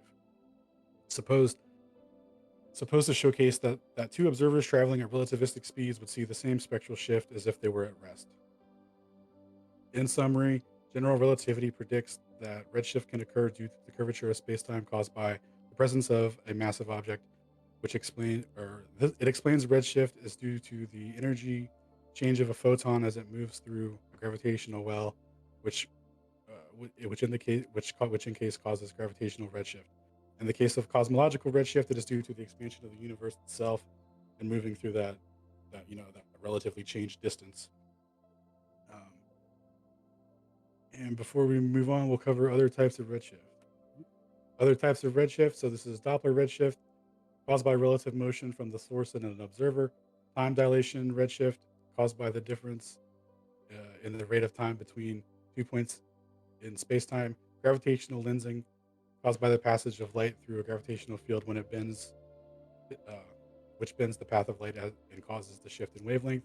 And Hubble shift, light from distant galaxies is shown to be shifted towards the red end of the spectrum, which was first observed by Edwin Hubble in the early 20th century, who found that the light of stars from distant galaxies was redshifted, which indicated that they were moving away from us. Note, even Hubble, up until his final lecture before the Royal Society, always held an open possibility that redshift did not mean velocity precession or recession, but may be caused by something else. Moving forward with the presentation, we'll look at two experiments that are put forward that showcase gravitational redshift, Pound-Repke, and Snyder experiments. So moving on to Pound-Repke.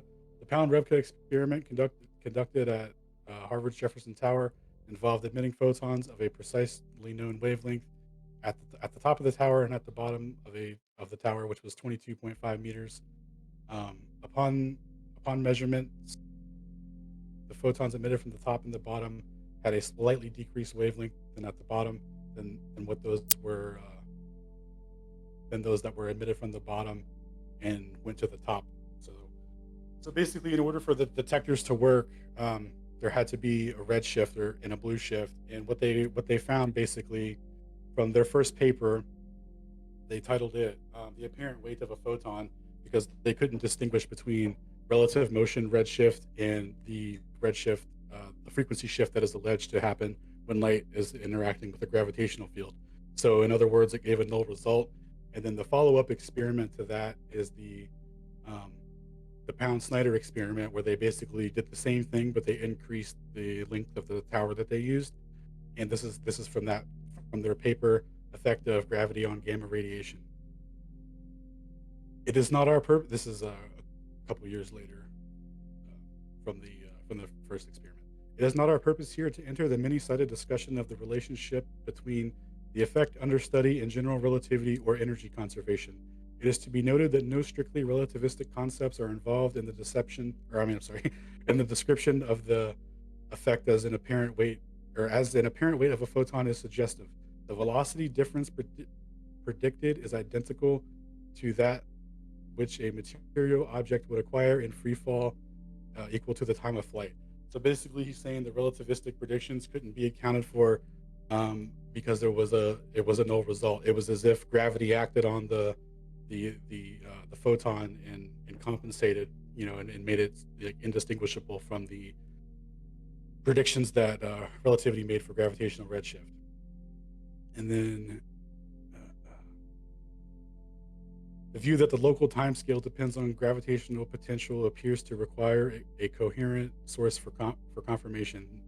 The present experiment is unable to distinguish between frequency change and the velocity changes. For example, it appears that as if an experimental comparison of the clocks at different potentials would make a useful complementary contribution to the overall status of the theory.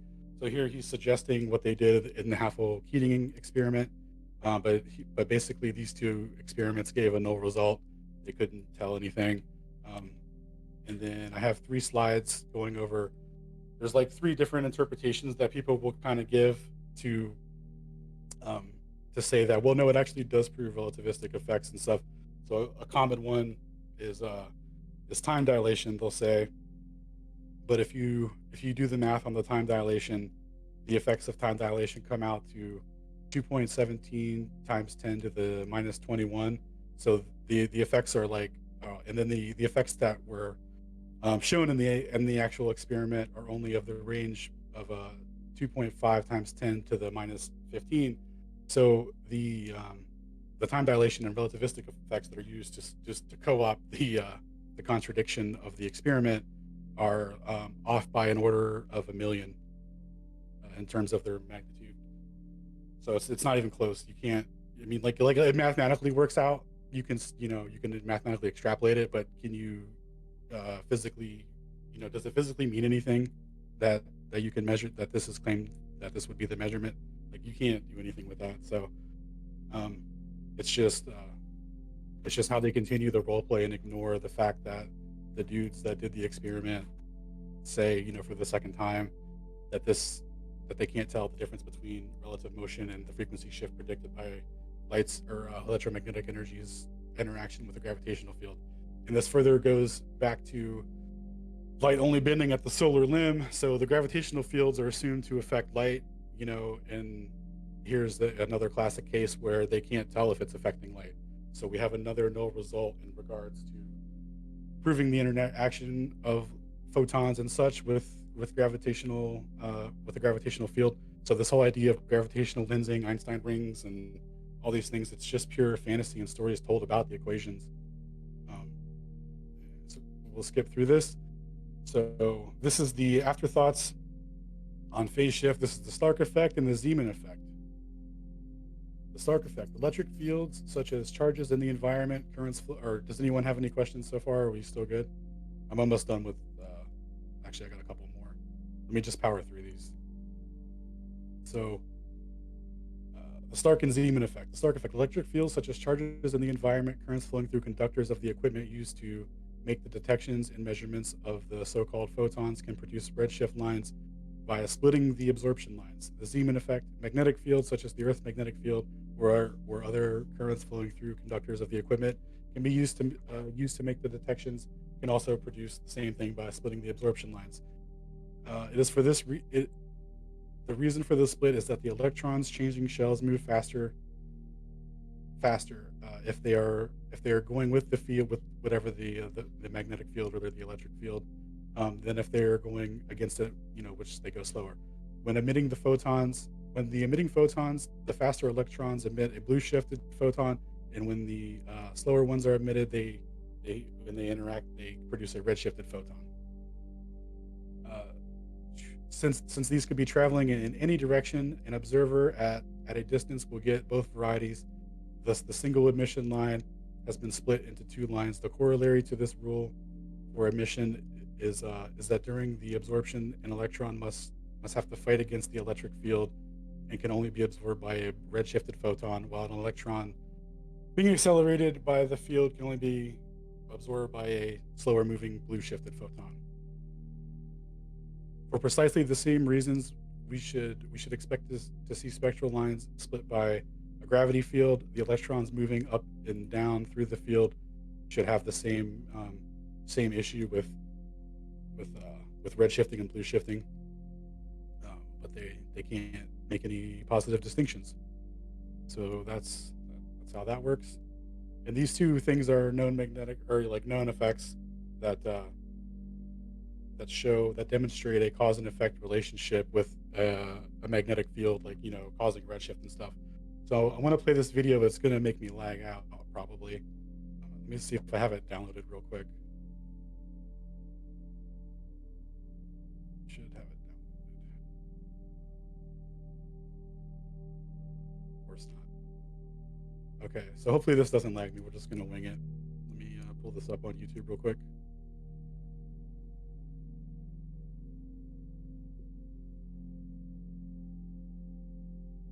Electromagnetic retardation. Mm-hmm. Nice. All right. So let's see if we got that, and then 618 to 835. At 2x speed. So he's going to explain how a magnet and stuff works. If you don't agree with that, that's whatever. Just keep listening, because when he explains the relative motion part, that's what we're looking for. Remember now, this is red and this is blue. But how can I shift that? Relative motion to the disparity of the electricity, i.e. light, which is a coaxial circuit, transverse electrical magnetic, longitudinal dielectric. Let's show you phase shift. Now look closely and I'll explain it. You see how this is blue now? As it's approaching, it went blue shift. If I move it away, let's just look at this one pole only. Let's ignore this pole over here, okay? You notice this redshifted now? Let me move this closer to a person over here. Let's say there's a person on a little planet over here, and this is a star. Okay, now it's redshift. Let's move the star closer to this person over here. You see how this blue shifted? Let's move it away and watch this blue. It's bluish green, but it's still blue shifted. Turn to red. Redshift. Blue shift. We're only looking at this pole over here. Looks like I think I had a little power outage there. There we go. Blue shift. Redshift. Redshift, moving away from this relative point. Now let's take a look. Let me check my power connection here. Let's take a look at the other pole. Hold on a second. There we go. Sorry about that. Let's take a look at the other pole over here on the right side. So, orientate my magnet exactly. Okay, let's wait for it to appear. There we go. Let's take only a look at this. Blue shift relative to this person over here. Let's say this point over here. Blue shift as it moves away relative to this point. We have red shift. Notice how it shifted to the red. Now watch it shift again. Remember, we're only looking at this pole on the right side of my Something happened? Red shift. Blue shift. Red shift. Oh, I'm not watching the stream. My bad. Blue shift. Inverse to the other pole. Look closely. Nothing has changed other than disparity of EM retardation. Has nothing to do with space. Has nothing to do with time. It is EM phase shift disparity or EM retardation. This is also the differential that is programmed into every global positioning satellite relative to its motion. This has nothing to do with Einstein, has nothing to do with general relativity, has nothing to do with quantum mechanics. The universe is purely dielectric and magnetic. If you want to think of it as electrical, that's fine. All right, so that was Ken Wheeler's 2 cents on how to show. And this is basically, so what I was showing you earlier with the Zeeman effect. Actually, hold on, let me go back to the slide. That's basically the Zeeman effect, relative motion through a magnetic field. And so when they look out at this, you know, we live in a magnetic field. So when they look out though, and they see this redshift, they're trying to mathematically fit an explanation into it without accounting for the actual field and stuff like that. Does that make sense? Like they're just kind of hijacking like natural phenomenon and saying that it's relativistic effects and stuff. And not only that, but lo and behold, look, it proves the globe, like every other observation that they make, right? Yeah, because space-time gravity only works on, you know, we can form everything into a sphere or whatever they say. This is hilarious. Okay, so let me make sure that went back. Okay, so that was Ken Wheeler's thoughts on that. Let's see. So Ken Wheeler demonstrating electromagnetism as the physical mechanism for the phase shift in light and the effects of relative motion. When light travels through a medium with a refractive index different from that of air or a vacuum, it experiences electromagnetic retardation, which is caused by the interaction between the electromagnetic energy and the electric or magnetic fields or whatever the medium is. This can lead to a change in the wavelength of light, which results in the phase shift. When a magnet, or that just kind of goes over what Ken was doing, but when a magnet is placed over a ferrocell, the EM field created by the magnet causes the phase shift in light,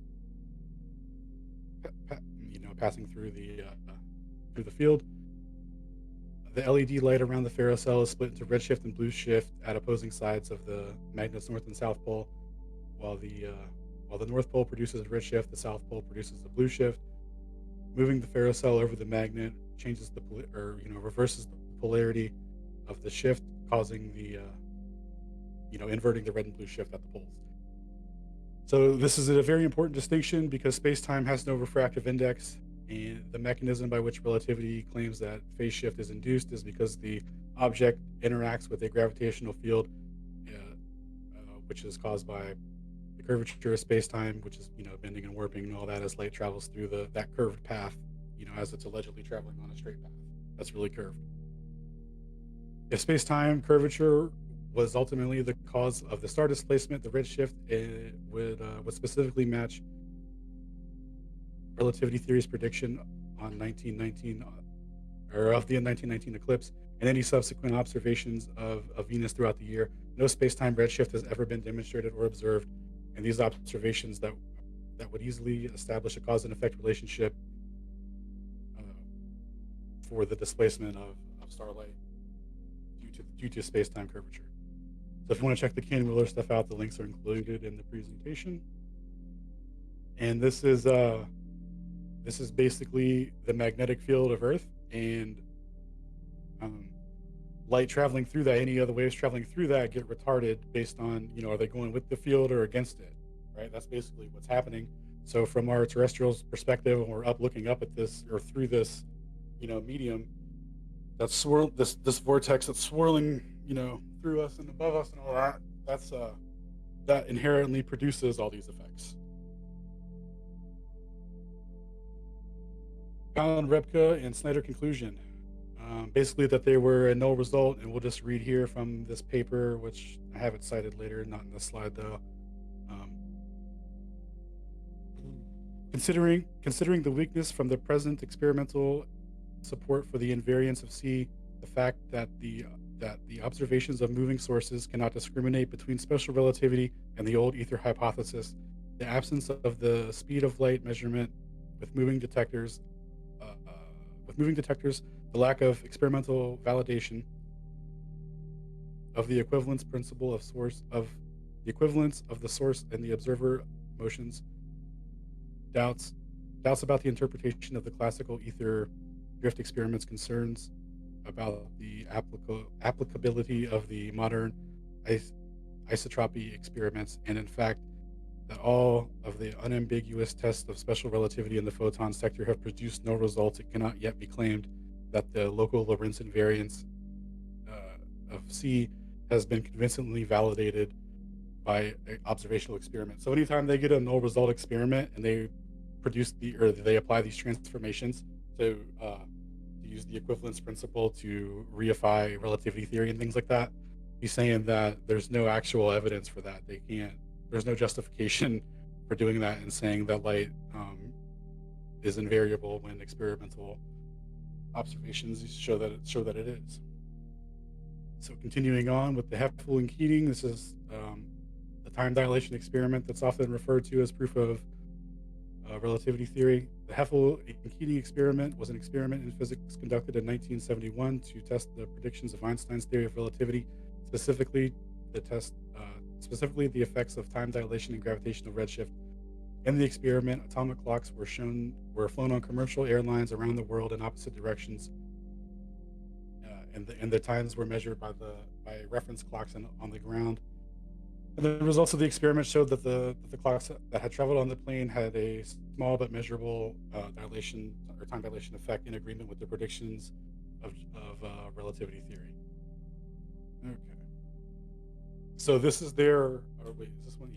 So this one is from their original published data that they put out after the experiment. Basically, this is the drift rate of the clocks going. So what the experiment was, they took these atomic clocks and they did one trip around the world going east and west, and they went west to east on another trip, and they were trying to see how much that these clocks would come out of sync due to being at a different point of Earth's gravitational field, like at a different escape velocity. How will that affect time dilation, right? Because that's what they say, the closer you are to a gravitational field, the more time dilation you experience. The further away from you are from the source of the gravitational field, the less time dilation you experience. So they were like, okay, let's put these up in an airplane and we'll calculate the escape velocity of them at the altitude of the airplane, and we'll see if what the difference is. So basically, the clocks became hella invariant really quick. They came out of sync really quick, and the predictions weren't really in alignment with relativistic predictions. And then they made a subsequent release of their work, where they mathematically finessed the numbers and accounted for all the variables, so-called, and it turns out that it actually was in prediction with relativistic effects. So their first one, these are the Einstein predictions in nanoseconds of what the discrepancies would be, and this is the first measurement. Not very close to the predictions, and then after the mathematical massaging, it's, oh my god, it works. So here we compare the original source of data, and this slide here is taken from a paper from a guy who, because they didn't even publish their corrections or like how they derived anything like that. They just said that these are the new numbers after corrections. This guy kind of made up his own thing and reverse engineered it, based on like what it could possibly be, and got the same results. So like, you can just mathematically extrapolate the results of any experiment and apply any necessary transformation to whip it back in line to get relativistic predictions. Just further showcasing that, because they'll use time dilation and things and that in conjunction with the equivalence principle to verify both theories, which has just been shown to be completely false, or to not have any meaning really, since you can make the results whatever you want. So the Heffel and Keating conclusion: extraordinary claims require extraordinary evidence, and the evidence and interpretations of the Heffel and Keating experiment are anything but extraordinary evidence. You can approach the results of the experiment from various angles to show that the so-called relativistic effects cannot be attributed to it within the confines of a natural process, and the time dilation is a physical effect. Time dilation is a physical effect of various factors, which I will now list. Electromagnetic retardation, changes to the medium in which light is traveling. So if it travels through an electric field or a magnetic field, all of these things will cause these clocks to go out of sync. The motion of the atomic clock. Oh yeah, and even motion with just putting the apparatus in a plane and the motion of that also makes them go out of sync as well.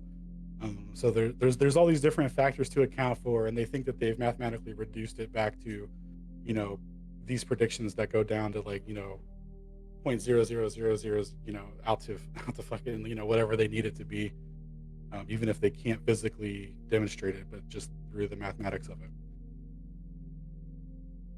So with all these taken into consideration, supposedly only one clock gave a decent reading within the predicted drift, and the predicted drift was just what they were hypothesizing how the clocks would be affected when accounting for these things and their stuff, and it just wasn't even close to what they predicted. It is presumptuous to say that the time is affected rather than the physical mechanism of the device used is falling out of sync due to natural phenomenon. To put it into perspective, to believe the Heffel and Keating experiment supports relativistic time dilation, you must then also believe that a man who lives at the top of a mountain is slightly in the future compared to someone who is at sea level, despite there being no way to quantify that. I'll leave a link in the description for the technical aspects of the Heffel and Keating stuff.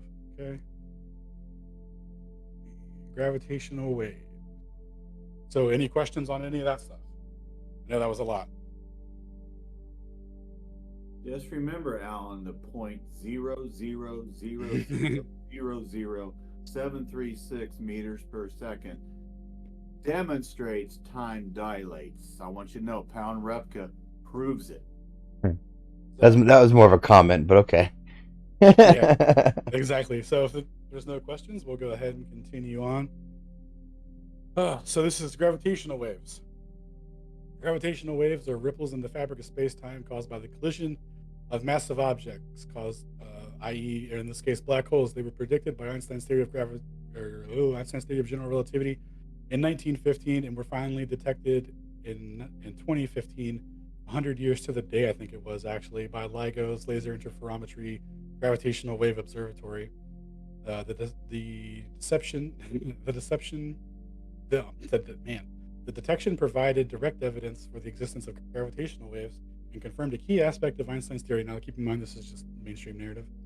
LIGO is designed to detect gravitational waves. It consists of two detectors, one in Hanford, Washington, the other in Livingston, Louisiana, with a laser interferometer to measure extremely small distances in space-time caused by passing gravitational waves. The laser shoots a beam of light down long tubes, and the warping of space-time caused by gravitational waves rippling through that medium, which nobody seems to know what it is, will cause a change in the relative distance between the beams, causing a detectable change in the interference pattern.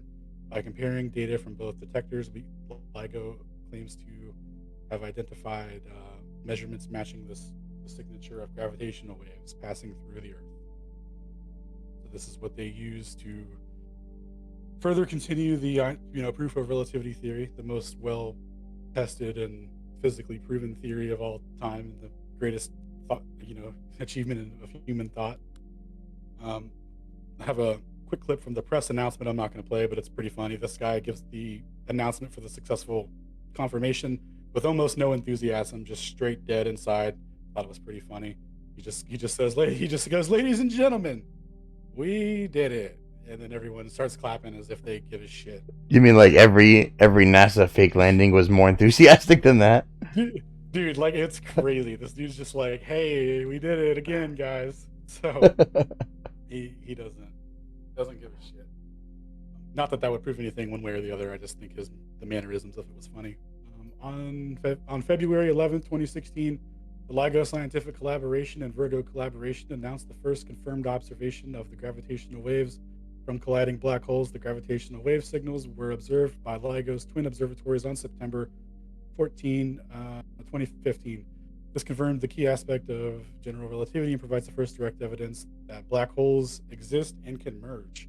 So yeah, black holes are another thing which I didn't get into in this, but maybe towards the end I'll show you guys what a singularity is, because that's funny too. What is not mentioned here is the subtlety of giving the physical manifestation to space-time via the medium which is being rippled in the first place for the wave to propagate, which allegedly causes the interference pattern.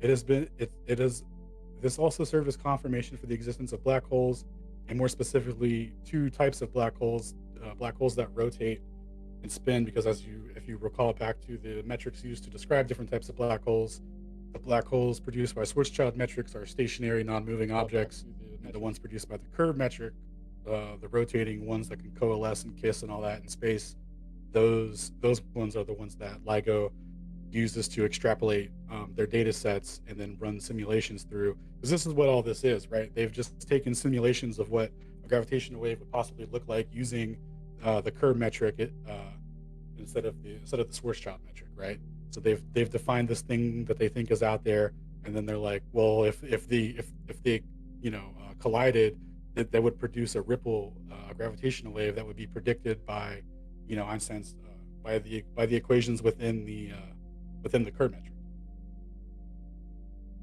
All right, so integrity issues at LIGO. So this is taken directly from LIGO's website. Blind injection, stress test in LIGO and Virgo search for gravitational waves. The collaboration knew that the detection could be a blind injection, a fake signal added to the data without telling the analyst to test the detectors in the analysis process.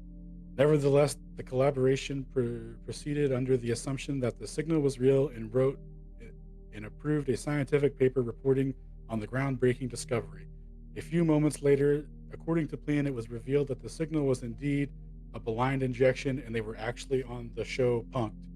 And Ashton Kutcher came out and told them all, "You punked," or whatever he says. I can't remember.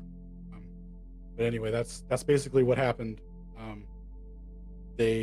And now the way that they have this worded is like they knew that there was a possibility that it might be. They weren't actually told that. There's another article that covers it in depth. Oh, it's from this one right here, the Nautilus, the cosmologist who faked it. So to keep it as like a blind experiment or whatever, and to test how rigorously that they would analyze the data sets or whatever.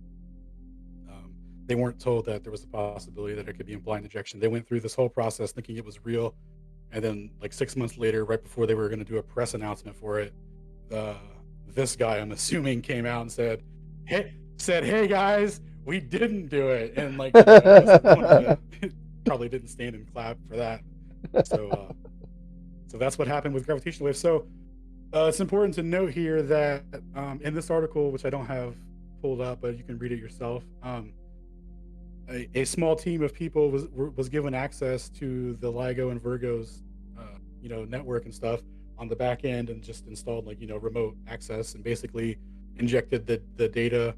And during a test run, actually, because this is how crazy even within the accepted story, when LIGO was booting up, it wasn't fully operational yet, and the stuff that it has in place to stop like false positives and stuff like that, to like rule those out, that wasn't even operating, and they went ahead with the predictions and stuff and act like this is solid evidence for their theory, because this is how thirsty they are. They spent billions of dollars on this, and it just doesn't do anything, and these people go to work every day and just pretend, basically. So we'll continue. So that's another thing that doesn't support relativity theory in the slightest. Any questions on gravitational waves or black holes? All right, moving on with the experiments with light that are used to support relativity theory. The Michelson-Morley and Aether. Preface. The Earth is experiencing 4 or 5 different vectors of motion ranging from hundreds of thousands up to millions of miles per hour, and all these light experiments are only concerned with the local motion, i.e. the rotation or the Earth's rotation or the Earth's orbit around the sun, the smallest possible velocity when compared to the others. In other words, they're only concerned with in relating the motion of the sky to Earth. The experimental data recorded from Michelson-Morley and continued by Dayton Miller shows an approximate 8 kilometers per second drift. This is the physical mechanism for the translation of motion, of our translation of motion claim. When we say that the translation of motion would cause, if the sky were rotating, how it would translate down and cause things like Coriolis effect and stuff like that. This detection is what would do that, and we'll get into that in a couple more slides. This confirms the absolute reference frame for the propagation of light as well, which is devastating to relativity theory because the postulates upon which it's built is that there is no absolute reference frame and that they're all equally valid, and light propagates at a invariant speed. But if there's a medium, then there is a speed, and that debunks relativity because the postulates upon which it's built are just false. So this is why they needed to remove the ether and stuff, or the concept of that, to preserve and show that the Earth could be moving without any detection and stuff, and say that the reason that there was no detection was because light is travels at a constant speed, and everything else relatively contracted in such a way to produce an effect that where you can't tell that acceleration and being at rest are the same from your reference frame if you're in motion. Okay. Ether drift test. It is widely believed that all the early ether drift experiments, e.g. Michelson-Morley, Illingsworth, Kennedy Thorndike, and Jews in 1933, all produced a null result, although Miller in 1933 insisted that he consistently obtained an 8 kilometer per second drift velocity over a period of 30 years. So he did 30 years of repeatable, observable experiments, and all these were later discredited by his former research assistant, Shankland. Michelson-Morley, 1887, also reported the 8 kilometer per second drift, which is widely interpreted as the upper limit and dismissed because it was because what they had expected was a 30 kilometer per second drift. So they just chalked it up to instrumental error, and they didn't want to deal, they were just trying everything to explain away why they didn't get their predicted motion.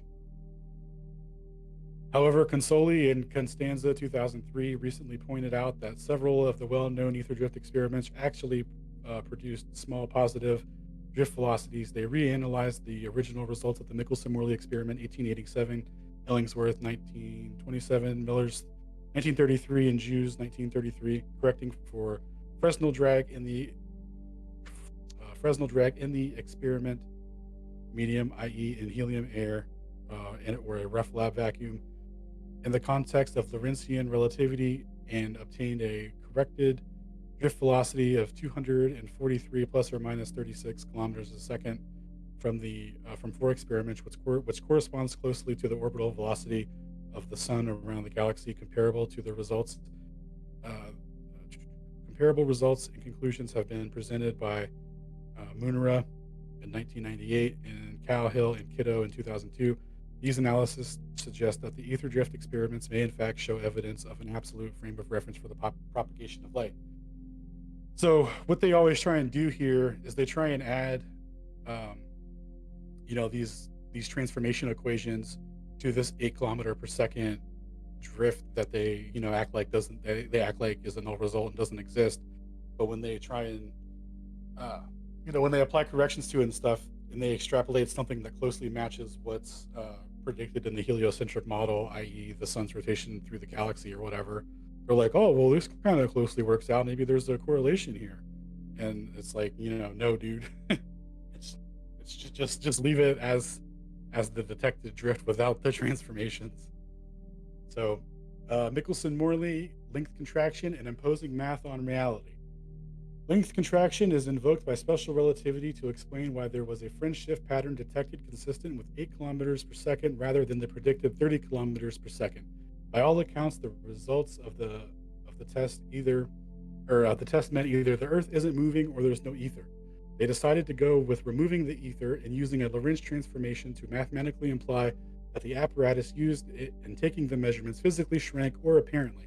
In relativity theory, the motion of the Earth is relative, and there is no privileged reference frame, per its first postulate. An observer on Earth can choose any reference frame in which to describe the motion of the apparatus to create the illusion that the laws of physics are the same in all inertial reference frames.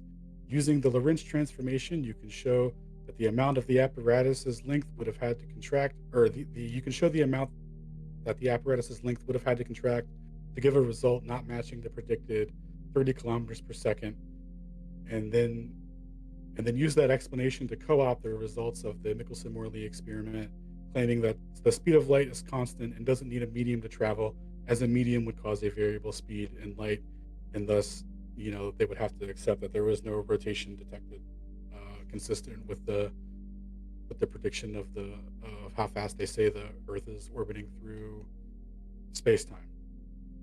Because of this relative length contraction and dilation of physical reality, relativity theory is entirely dependent on c, the speed of light, having an absolute speed so that it can be used to measure everything else relative to it. Since in relativity theory, length contracts and time dilates. The speed of light in a vacuum provides a new unit of measurement to measure time and distance within space-time geometry. To quote Louis Essen, the contraction of the length and dilation of time can now be understood as representing the changes that have to be made to make the results of the measurement consistent. There is no question here of a physical theory, but of a new system of units in which c is constant and length and time do not have constant units, but have units that vary with v squared divided by c squared, which is part of the Lorentz transformation. Thus, they are no longer independent, and space and time are intermixed by definition, and this is not a result of some peculiar property of nature. It's purely imposed by the mathematical stuff. So I added the last part of that. His quote ended at nature. So that's basically what he's saying there. There's no observable phenomenon or reason to do this. It's just strictly in the math, and the way that they do this to explain the results kind of reveals the fact that this isn't a framework that describes what's actually going on. It's just math to reify itself. If C were ever shown to have variance, and this Louis Essen guy, he's the guy that invented, real quick, he invented the atomic clock. He was a big proponent of relativity theory. He taught it. He was a professor at the University of London, and he was a member of the Royal Society. When he retired, he started looking into relativity theory, with a more critical eye, I guess, and he actually completely turned on it and said that it's complete horse shit, and published a bunch of stuff, discrediting it and talking about it. He started a magazine called Galilean Electrodynamics, where he just dunked on relativity theory and just completely saw the light on it, and it's really interesting stuff there. So that's coming from this guy who former big proponent of relativity theory. Right, this isn't just some guy who, picked up a newspaper and decided to have a real strong opinion. He actually taught it, lived it, loved it, thought it was the best stuff ever. And then he started realizing that it's just based on complete fallacies and backed up by nothing, and is contradictory to all observable reality. If C were ever to be shown to have a variance, or there would be an ether, or if there were to be an ether detection, the ether would serve as the new absolute frame of reference, and that would falsify relativity because it would show that the postulates upon which the theory are based on are false in nature. The reason that there can't be an ether in the theory is because it would cause a variance in the propagation of light, changing its speed. And a quick reminder on relativity's postulates, or special relativity's postulates specifically. All inertial frames are equally valid, and the second postulate is that nothing can exceed the speed of light in a vacuum. When we're asked about physical mechanisms to transfer motion to the Earth from the sky, or what the physical mechanism for propagation is of electromagnetic waves through the ether is. So to cover the translation of motion, the physical mechanism for the translation of motion comes from an 8 kilometer per second drift of which are shown by the results of the Michelson-Morley experiment, further backed up by Dayton Miller and 30 years of his repeatable experimental Michelson-Morley type test and data, which has been analyzed by physicist and Nobel Prize award-winning economist Maurice Elias, who did a statistical analysis on Miller's data and found that the results were not due to a temperature or instrument error, and that Miller had detected a gradual change throughout the year, and that the fringe shift reached their minimum and maximum dimensions right at the equinox is a direct, undeniable refutation of special relativity. And then this last part's a quote from Whitsitt, who really eloquently described that Miller's data. So I thought that was really good to put in there. Supposing a gradient in the motion of the medium, translation of the motion from the sky. Let me start over. Supposing a gradient in the motion of the medium, translation of the motion from the sky or from the rotating sky would produce things like the Coriolis effect, i.e., storms rotating in certain directions relative to their location on the plane, standard atmospheric pressure, i.e., uniform distribution at the surface, decreasing in altitude, or as altitude increases, would provide the mechanism for the gradient of motion that's being translated from the surface, or to the surface, sorry. And then the mechanism of propagation of light through the ether. We don't actually know how that works, because the theory was abandoned for space-time nonsense. But basically, the way that they used to theorize about it was that it works similarly to how light works. I mean, how sound waves work, how it's vibrations of the molecules in the medium, and that's allowing it to propagate through. So similarly to how there's an energy exchange between air and the water molecules, with sound waves, the ether provided the mechanism for light and spectral shift, causing red and blue shift. So that's basically how that works. They act like it's a big gotcha moment for like if you can't explain the mechanism. And it's like they don't even have a mechanism for redshift, but they act like they do. So it's like one of those completely inverted things where it's their position that doesn't have a thing. And then here's another Whitsitt quote: I can wave my hand, but I can't hand you a wave. So that's a really good way to describe it, because a wave is what something is doing. It's not what it is. But they kind of have people in this mindset that the wave is the thing, like it's this particle, duality, traveling, and all that stuff. So they kind of give it, it's kind of like cloaked in this metaphor that's kind of misleading about it. So anyway, here's a quote from Whitsitt's slide recently on a presentation he did. If Dr. Miller's results if Dr. Miller's results should be confirmed, then the special relativity theory, and with the general relativity theory in its present form, falls. Experiment is the supreme judge. Only the equivalence of inertia and the weight remain, which would lead to an essentially different theory. Albert Einstein, Science Magazine. So if Dayton's Miller were to be confirmed, then there would be his Einstein's theory would be invalid, because there's an absolute frame reference. Light has a variable speed. Everything that this framework is built upon to describe the distortion of space-time geometry, to use geodesic orbital paths as the explanation for how things travel, just completely falls apart. And that's what that's what that Dr. Silberstein was getting at. This is what it's always been about. And they just covered this all up and act like we're in the wrong for questioning it. So another thing on Lorentz transformations, we're almost done, guys. I know it's been a long one, and thanks for hanging in there. We're close to being done. Lorentz transformations. Length contraction, also known as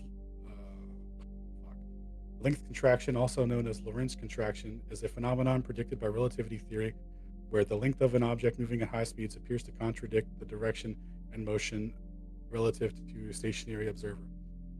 While it is considered to be a real optical effect today, there have been no direct experimental attempts to test its occurrence in nature. and it's unobservable in practice due to the breakdown in the concept of simultaneity. Initially, it was thought to be a real mechanism or a real physical deformation of the atomic lattice structure of solid matter, but this was later relaxed only to invoke the appearance of contraction. In short, the Lorentz contraction or the Lorentz transformation cannot be measured because it would have already happened in the observer's frame of reference. If you already assume that the observers are in motion, you can create an unfalsifiable mathematical framework of interpretation, because when you apply the transformations, that explains your presupposition, and anything that disagrees with that can be mathematically explained via conceptual ideas rather than physical mechanisms. In short, because the observers are assumed to already be in motion, e.g., Earth's alleged orbit around the sun, they cannot measure the physical contraction directly. Instead, they must extrapolate that it has already happened based on the mathematical transformation they apply to use their contradictory observation and experimental results to confirm relativity theory. Belief in the unconfirmable transformations is fundamental for accepting relativity theory. So that's the explanation of what's going on with transformations. Some more detail on that. So the saying Sagnac effect. Sagnac effect is an observable phenomenon in which the travel time of light is affected by the rotation of a platform. It was demonstrated in 1913 by Georges Sagnac using a rotating interferometer, and has since been used in many applications, including fiber optic gyroscopes. The effect is based on the fact that the speed of light is constant in a vacuum, but varies if it's moving in a medium.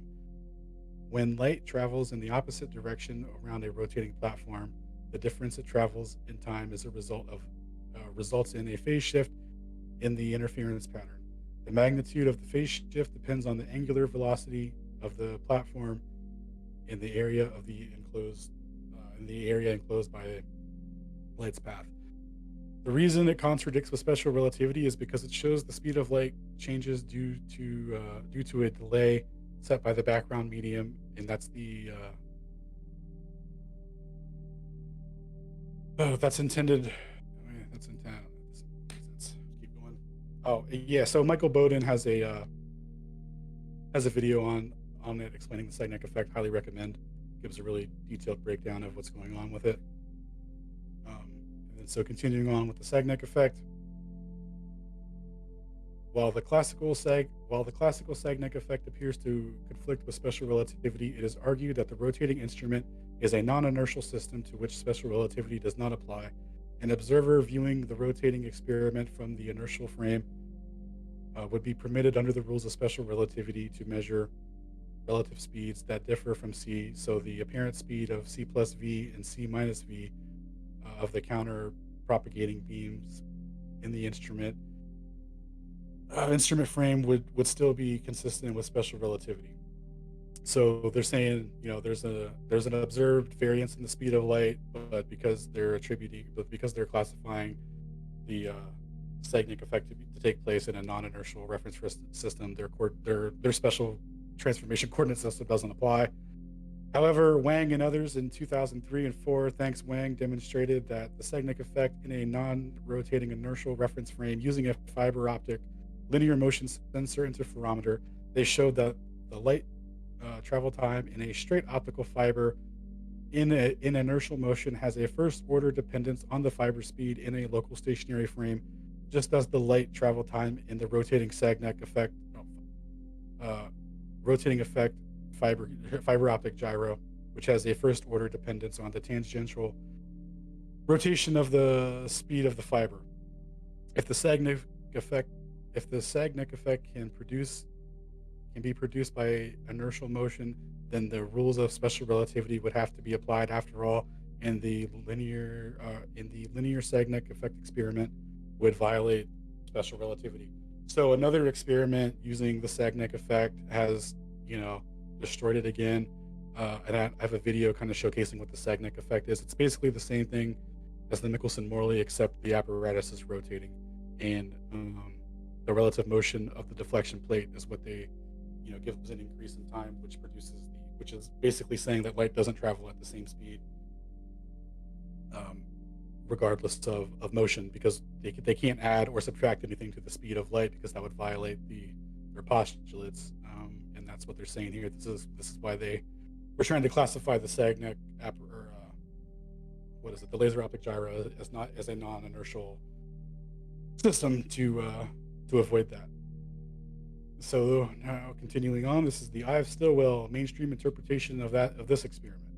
The Ives-Stilwell experiment was conducted in 1938 by Herbert Ives and George Stilwell. It was designed to test the time dilation predicted by special relativity, or by Einstein's theory of special relativity. The experiment involved sending light waves through a moving glass tube with hydrogen gas, and the tube was made to move at high speeds using a motor, which caused the waves to experience a frequency shift. The frequency shift was measured using an interferometer. The results of the experiment showed that the frequency of light in the light waves, the frequency shift of the light waves was indeed in agreement with the predictions of special relativity. Specifically, the experiment demonstrated that time dilation occurs when objects move at high speeds relative to each other. The Ives-Stilwell experiment provided further evidence for relativity, or for the validity of special relativity, and helped establish it as a cornerstone of modern physics. So again, mainstream interpretation is what that was.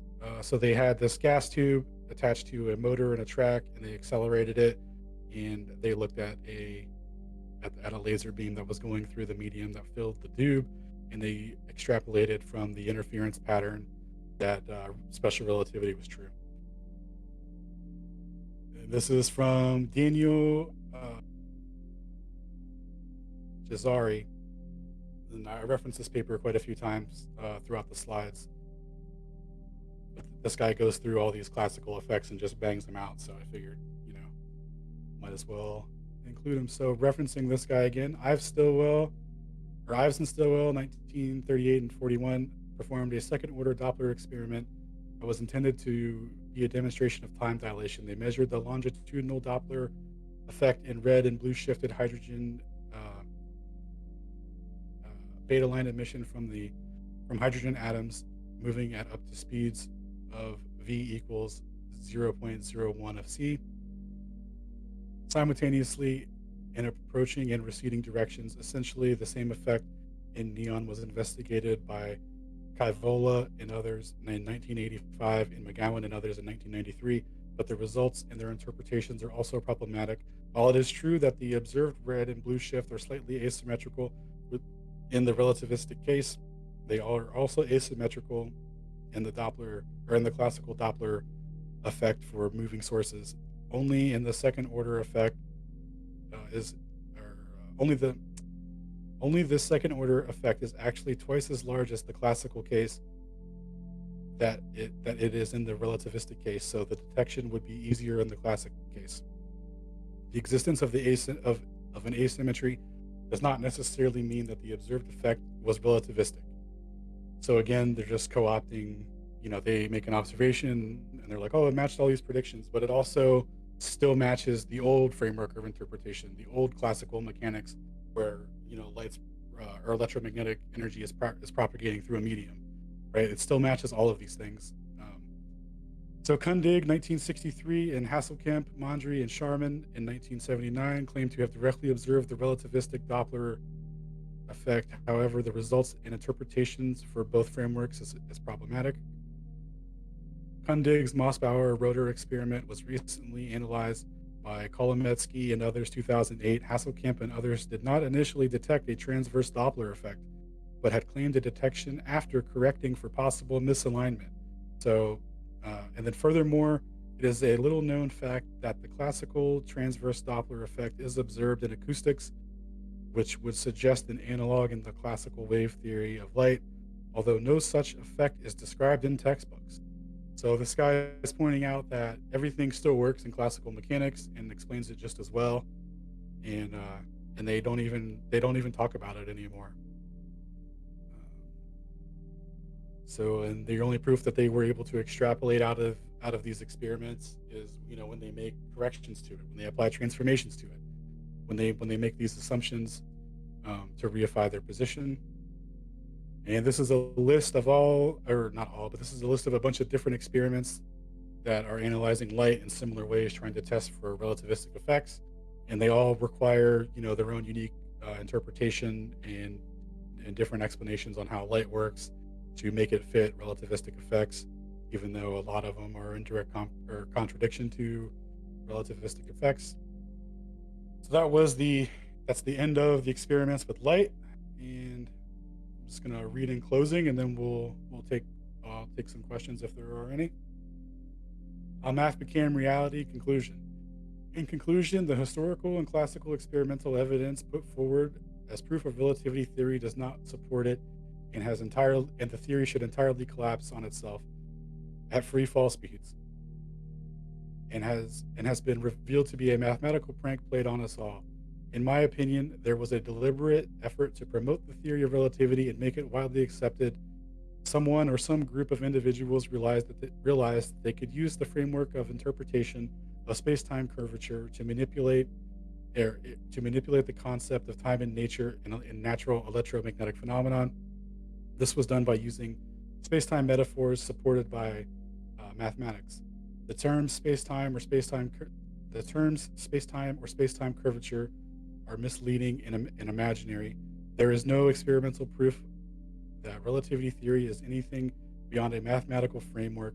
Space-time possesses no physical attributes and cannot distort time or alter the path of mass or massless objects moving along the non-existent curvature of space-time.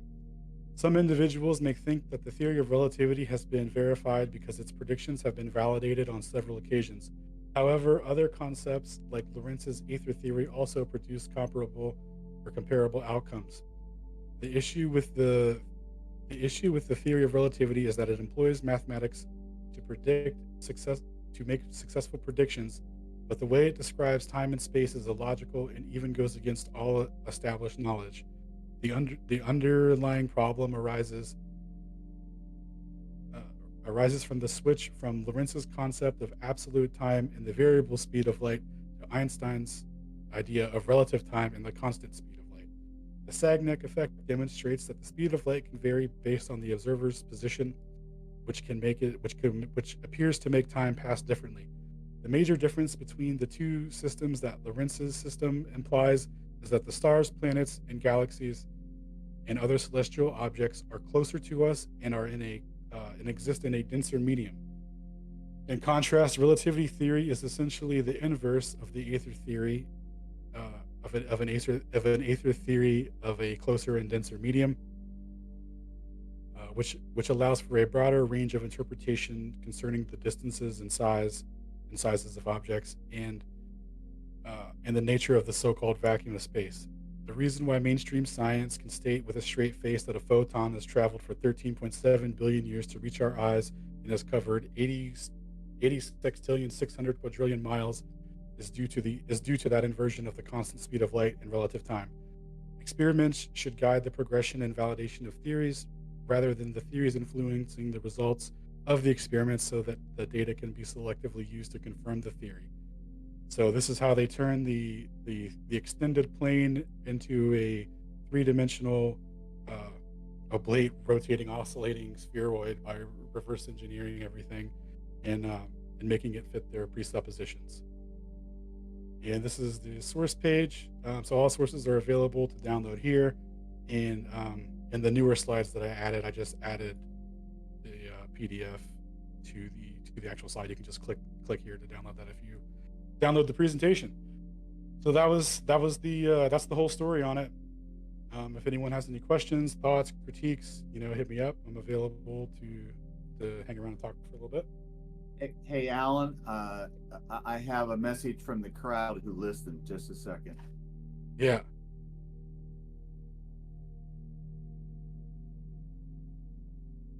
That was great. Thanks, man. I've never seen it actually in its full totality from beginning to conclusion. You were on Troublings for the first half of it. But yeah, at the conclusion, it really kind of brings it all together and solidifies that that they got nothing, man. It's all just lies, Is transformations. this conclusion all your own words? This, Yeah, it sounded awesome, man. Definitely some high level conclusions drawn, right? Some extrapolations that I think we all would agree with.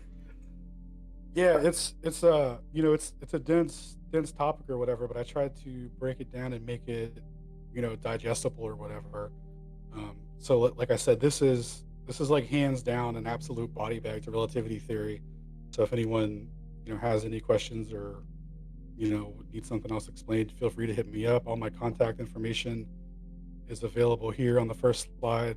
I'm on YouTube at space underscore audits, on Telegram at space underscore audits, Discord Alan hashtag 3658, and email alanspaceaudits at gmail.com. I also threw the PDF version of it in chat for everyone. Oh, thanks. Is Rob still here? No, he was gone like an hour and a half ago, but he did ask for the recording. So. Okay, cool. Hey, Alan. Yeah, what's up? Hey, nice work, man. This is Chris. I just Oh, want what to let up, you know, G? man. Hey, what up, Thanks. bro? Thanks, bro. That was a great summary of the strongest refutations of relativity that we have record of. Yeah, mad respect and appreciation for the presentation. And I just kind of wanted to add there. I presented some of this, and the most common in like debate formats and stuff, and the most common objection that I've gotten personally was that because of course they can't refute the actual data or the actual conclusions that are drawn, so they'll just say or a lot of times they'll fall back on, oh well, you haven't done these experiments, this isn't evidence for a stationary topographical plane, this isn't your evidence. But I just kind of want to make it absolutely clear to just to kind of summarize what you just presented there, is that like this is at the very foundations of relativity. So like this is what their model was built on. Like without these experiments and observations and quote unquote confirmed phenomenon, the perihelion precession of Mercury and their conclusions on that, Michelson-Morley, the invariance of C, redshift and the bending of light around massive object. Without that, they literally do have nothing. I mean, this is like, as Witz has said many times, gravity is literally the glue that holds their model together, and relativity is gravity. And without that, their entire model falls apart. So even if they don't want to concede that, oh, this is evidence for the stationary topographical plane model, it at the very least leaves them without a model, full stop. So anyways, just great presentation on the evidence. I really enjoyed it. Thanks, Chris, and well said, man. Really appreciate the what you said there. Yeah. Oh, that's the Chris. Oh, I see. What's up, Chris? What's up, man? Good to be hanging out. First time on Discord. Alan brought me on here, so. Yeah, welcome, man. This is where all the cool kids chill, Yeah, Yeah, I was I working got here for late. Bye, man. This is how you guys get down. I got here late, Alan, but you crushed, bro. Like I just saw the end, unfortunately, so I'll have to like back or something. Yeah. Oh hell yeah! Thank you, man. Appreciate that. Yeah, that's cool, man.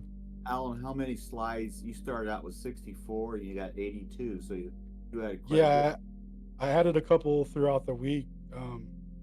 It's like I've been motivated to, or I've been wanting to get motivated to add stuff to it that I figured out since the last time I presented it, but I just kind of was like, very lackadaisical with it. So when I put the a time limit on it to do the presentation, I motivated myself to get in there and add all those extra slides. Dude, it's amazing how that works, right?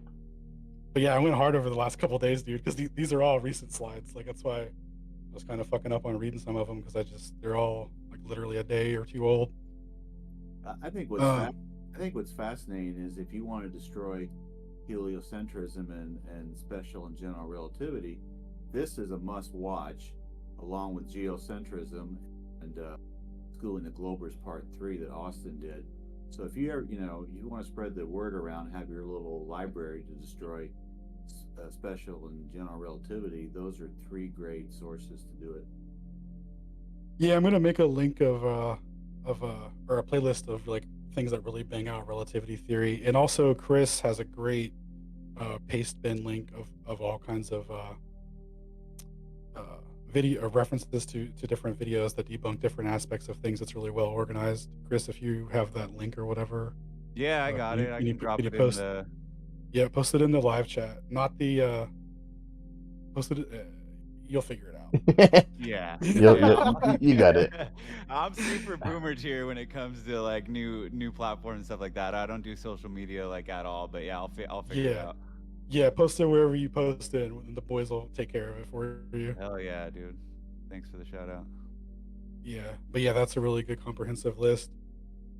And yeah, that one's got all of Witset's schooling. I really enjoy Witset's debate reviews and kind of breakdown of his strategies there. He goes into, especially with Michelson Morley on a couple of the earlier Schooling the Globers episodes.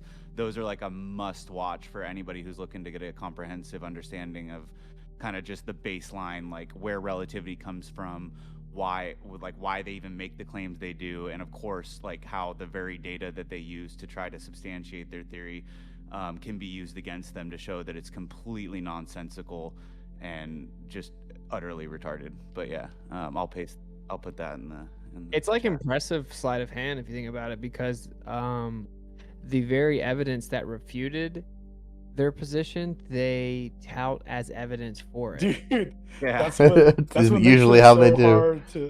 That's what makes it so hard to overcome, is because like that Blitz guy in that debate the other weekend, he was referencing Pound Snyder and Pound Repka as evidence for relativity, and it's a null result. It doesn't give any distinction for relativistic effects at all. And like I was saying, all of the classical wave theory mechanics still explain everything just as fine. It's so they just don't talk about it. I'll watch this back. I would love to look through this because I came back and forth a couple times because I had to like do something, but a little bit there was definitely stuff I heard that I did not know, so I would love to familiarize myself with it for sure.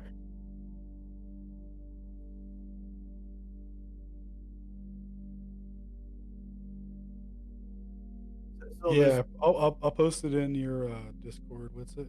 So this whole thing, This whole thing of May 29th, 1919, it's been shown to us to be the bane and warping of space-time, but it could just be light passing through the medium of the heat of the sun, and that's why you don't see it anywhere farther out from the sun. The big thing is that light doesn't pass through anything. Like yeah, it's just there, bro. Like it's just there. It's not even complicated. I mean, light's just there, and we see an excited version of what we call light. You know what I mean? Like that's the only thing I disagree with the fatherheads of electrical field theory. They seem to kind of cram propagation down light's throat, where it doesn't seem to permeate space. It's just already there. I think we've learned through Austin that light is spontaneous, and of course, anybody who believes in the outer space, religion, their fairy tale, knows that thinks it's 186,000 miles per second, where we basically know that it's spontaneous. Yeah, so like that's why the invariant speed of light is a good point, even though there is no speed, because like that's the first step to getting someone to understand that the constant is wrong, right? That the speed of light is actually variant. So like that's actually a rate of induction, that's perceived illumination rate. But I mean that's like the big boy leagues, like so E equals MC squared is totally debunked by that. Yeah, because there's no C, but there does seem to be a intrinsic connection between matter and energy though, and even Tesla would say that. But of course that's all Einstein did, was hijack everyone else's stuff and then bastardize it with pseudoscience. But I think so. I think energy and mass do have an intrinsic relationship. In fact, they're just different versions of the same thing, in my opinion. But it's all ether. That's first law of thermodynamics. It's just basic. Sweet, so man. It cannot be created nor destroyed, so that means it's transferred only, which means it's transferred from where? And where's energy transferred from? It's the background medium, it's the pure potential state of all of it. But like, Alan, have you ever seen where they did? I don't know if you mentioned this because I didn't get to see a lot of it, but like where they used coaxial cables and they achieved 3C. I've heard of that, but I haven't looked into it. I think I heard it from you, and I lost the thing you referenced. I couldn't remember. Yeah, I can drop it. Yeah, hit me with it. Yeah, that's hilarious. It's crazy. They achieved 3C, and then that author, he comes back with a paper later, and he's like trying to do mental gymnastics to explain his own results away, and he tries to save relativity, basically crams simulation theory down the results' throat to save relativity. Like literally simulation theory, like there's this this inexplicable simulative, relationship between light and the world. The old simulative relationship.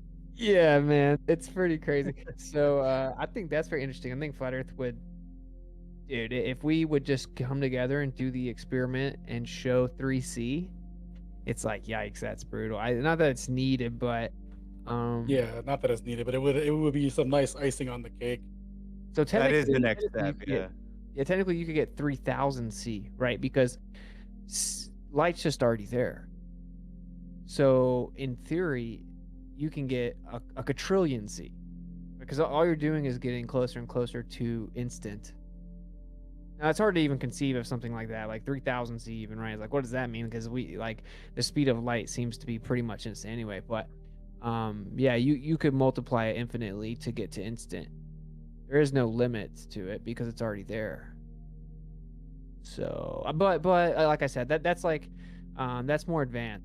Like, I think that's like a very deep, that's like drowning in profundity. We're talking to people that are like, oh, mass attracts mass. So it's with the speed of light construct and explain that it's not invariant. I haven't read any of the papers you posted with it, but I know you're extrapolating them wrong. So I think that's what we're dealing with.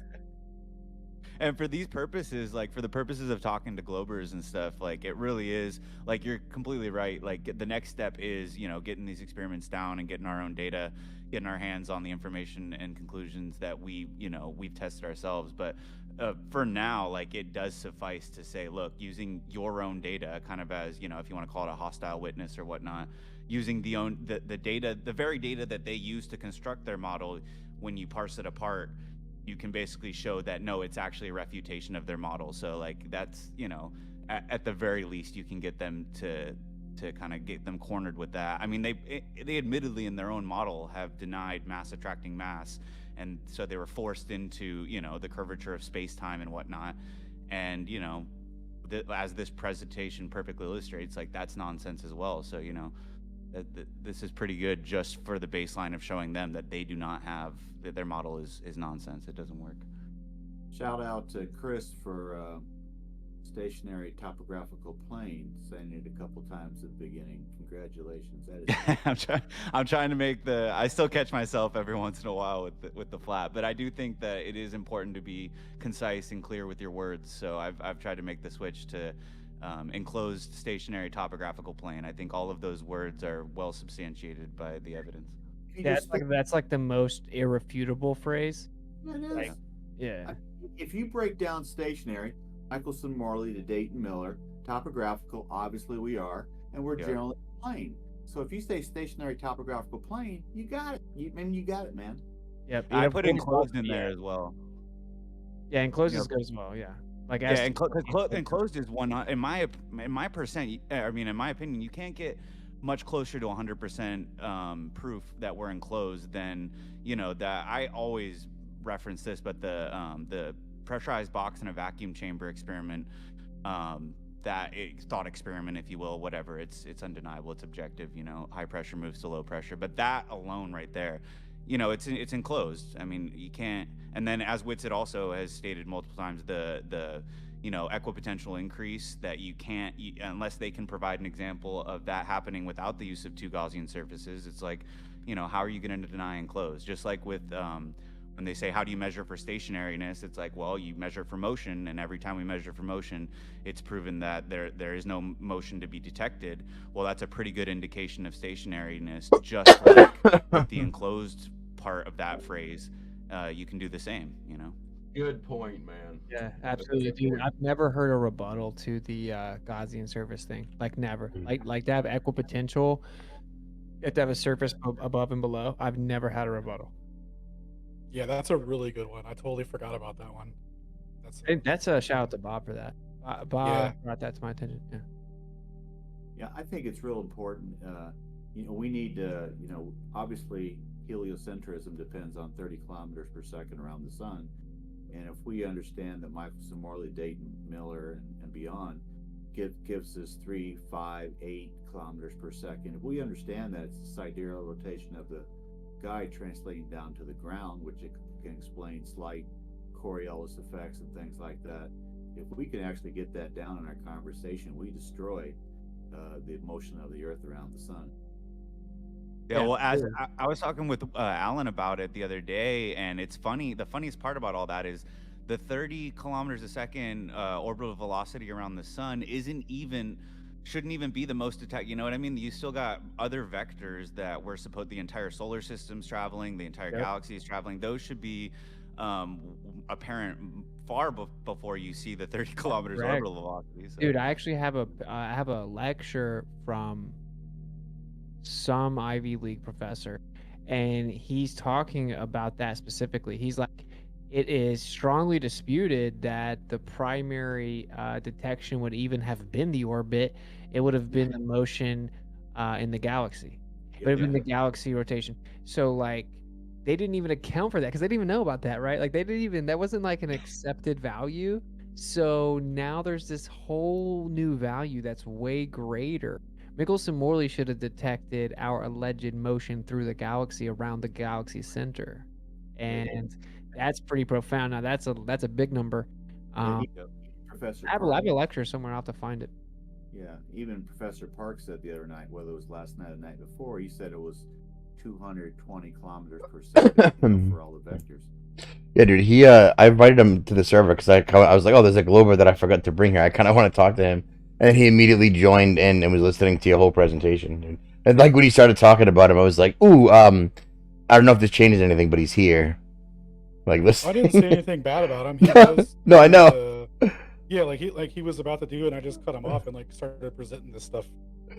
Yeah, but and obviously it's not fair to just drop all this on someone mid conversation and then expect them to like walk back relativity or whatever. So like I wasn't fair. It's totally fair. Did you proceed to tell him that you were gonna dunk on it?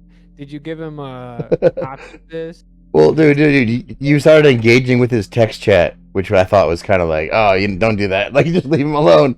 Don't give it voice, because no one can see that on the stream. That's why I kind of stopped. Yeah, well, here he has access. We're giving PhDs homework assignments, son. I'll send it to you. Yeah, I know, right? For real though, because I gave him the paper from Constantine Mice that I don't even fully agree with, but just takes their stupid little model and crams it, down their own like paradigm's throat. Like what can they do with them taking their own pseudoscience and then showing why it's wrong? He's supposed to be reading that paper, which is about the quantum electromagnetic energy density of a vacuum and the electromagnetic nature of a vacuum and blah blah blah, mass charge equivalence. You get it. So he's supposed to be reading that paper, getting back to me. You might as well just add another homework assignment. Add another homework the Glovers. For real, because he's like one of the more like. He is a chill dude. Yeah, he's like at least it's possible. To actually gets back. Yeah, and then Flack, if you're there, real quick, you know how you were asking me about how they have to bring it back to relative motion and stuff. They do actually do that with a surprise transform equation, which I'll show you here in a second. If you're still there. Surprise! We have a transform equation for everything. Yeah. I went to the library today and picked up this little puppy, quantum mechanics. I am definitely hooked on this physics stuff. A lot thanks to you, and of course thanks to Alan too. But thanks a lot, guys. Yeah, that's cool, man. I got so many books I can't even. I'm so behind, dude. I know I got so much stuff to read. It's like, where do I even start? Sometimes, And maybe AI is not so bad after all, huh? Dude, it definitely gives a gameplay boost to like determining if something is worth reading.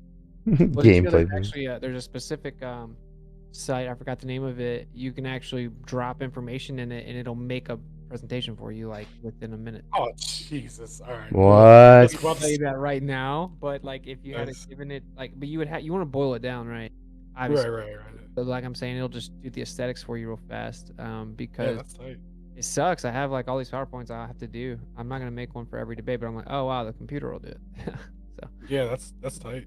we should start using AI. Like, Yeah. they're like, Austin, why don't you have an entire model of the universe from the biggest to the smallest scale? Like, shut the I use ChatGPT to verify a lot of the mainstream aspect of what I was talking about to make sure it's actually correct.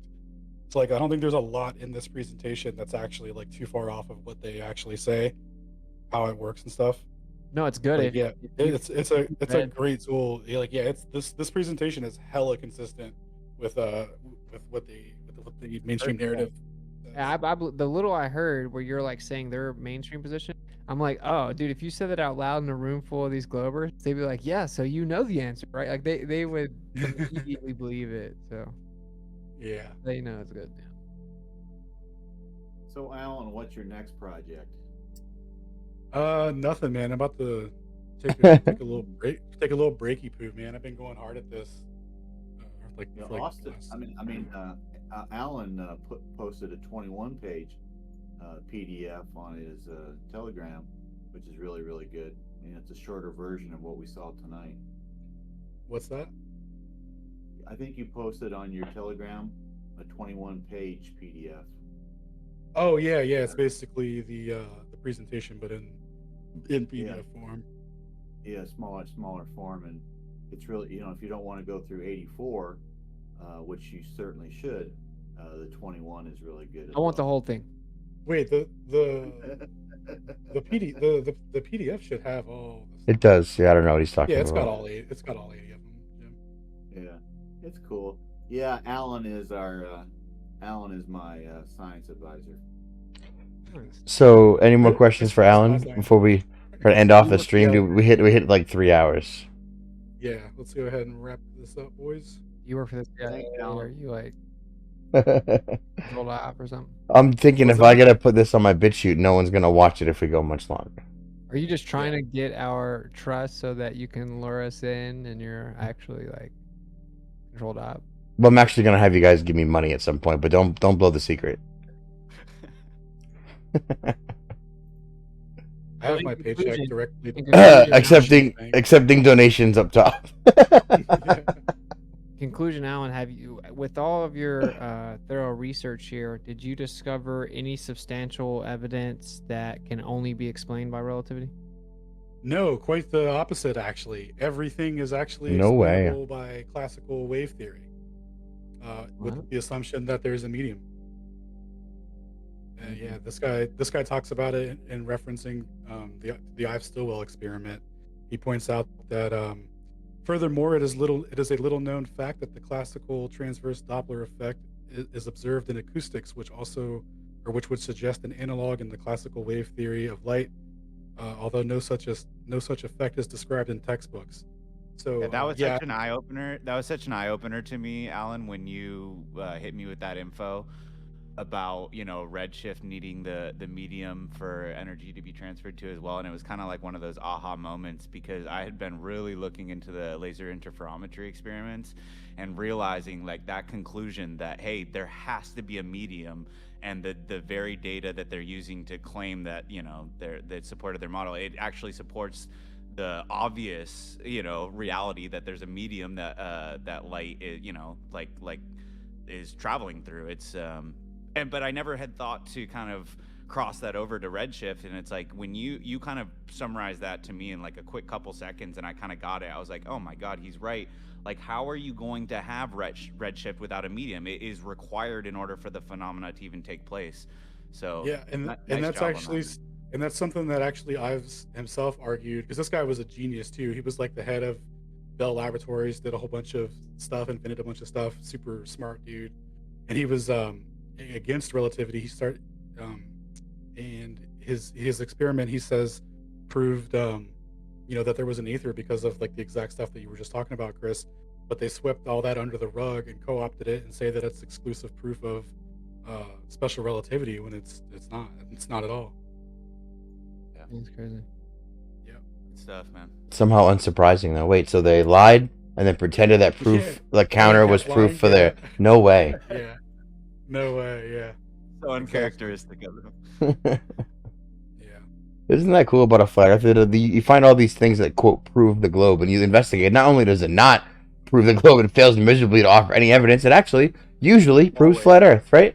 Yeah. Always. Yeah. Good shit, All right, man. I'm This gonna this go is ahead great. and end this. Yeah, man. Thanks, man. Oh, hey, can you link your stream, Shane? I gotta actually when I when I adjusted my OBS to show the Ken Wheeler video showing relative motion, I forgot to change the thing back to the presentation. So half of my YouTube presentation is just the Ken Wheeler video covering up the screen. So if you don't mind, can I upload your video to my channel as well? Yeah, of course. I took all the branding off it. I kind of felt you might screw up. No offense. I got you, man. Yeah. Oh, good, dude. You're a saint. You're literally a saint, dude. Saint Shane Pierre? Question mark? Yep. All it has is like the neon outline, which may be gay, but there's no branding or anything on it. Totally free to upload. Wait, do you choose gay as a derogatory term? Well, I mean, I did choose the neon, so I don't know how I'm using it, to be honest. Calling yourself into I'm question. not, well, I mean, like, I like it, so, yeah, it is what it is. Yeah, no, it's dope, dude. Thanks. I appreciate that. So, excellent. Thanks, everyone, for tuning in. We'll end it out here. And, man, thanks for sticking in. This is a long one.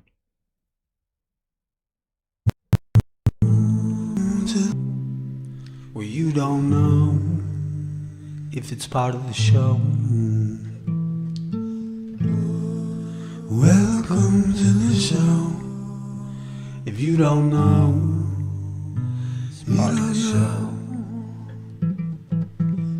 Didn't they teach you to reach for the stars while opening up the bars and keeping you chained down with mortgage bills and cars? Vaccines for your arms, kids sounding like supercharged, caffeinated hate-filled scars and rage-quit repertoires. No answers for yards, caught up in emotion that's not even yours. Imposter truths like impeccable retards, lined up for your serving of gish galloping wars. No remedy can save the lost, in love with the yarn. I'm tired of walking into refracted shards, poor science displayed by disgusting bards.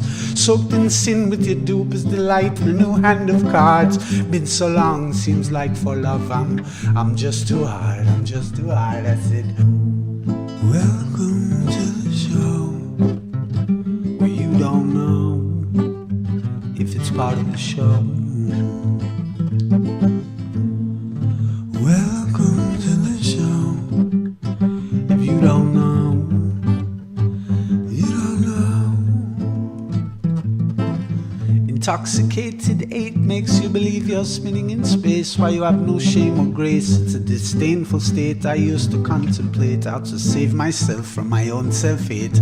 Wonder why I was even made with a dreadful fate, forced to try and awake with a full plate. No one to help me stay awake or educate. I've had to liberate and fight through hidden gates, but my brother, heaven could never be late, and rockets don't work in space. It's all fake, the show is on Mars. It's a joke, but you're too far gone, it won't be long.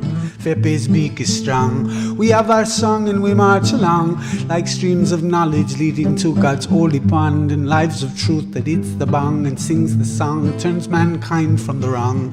We come in peace with a holy gown and all of us wearing our holy crowns. Said the earth is flat and we probably just won't get along, just to go along. I said, welcome to the show, where you don't know if it's part of the show.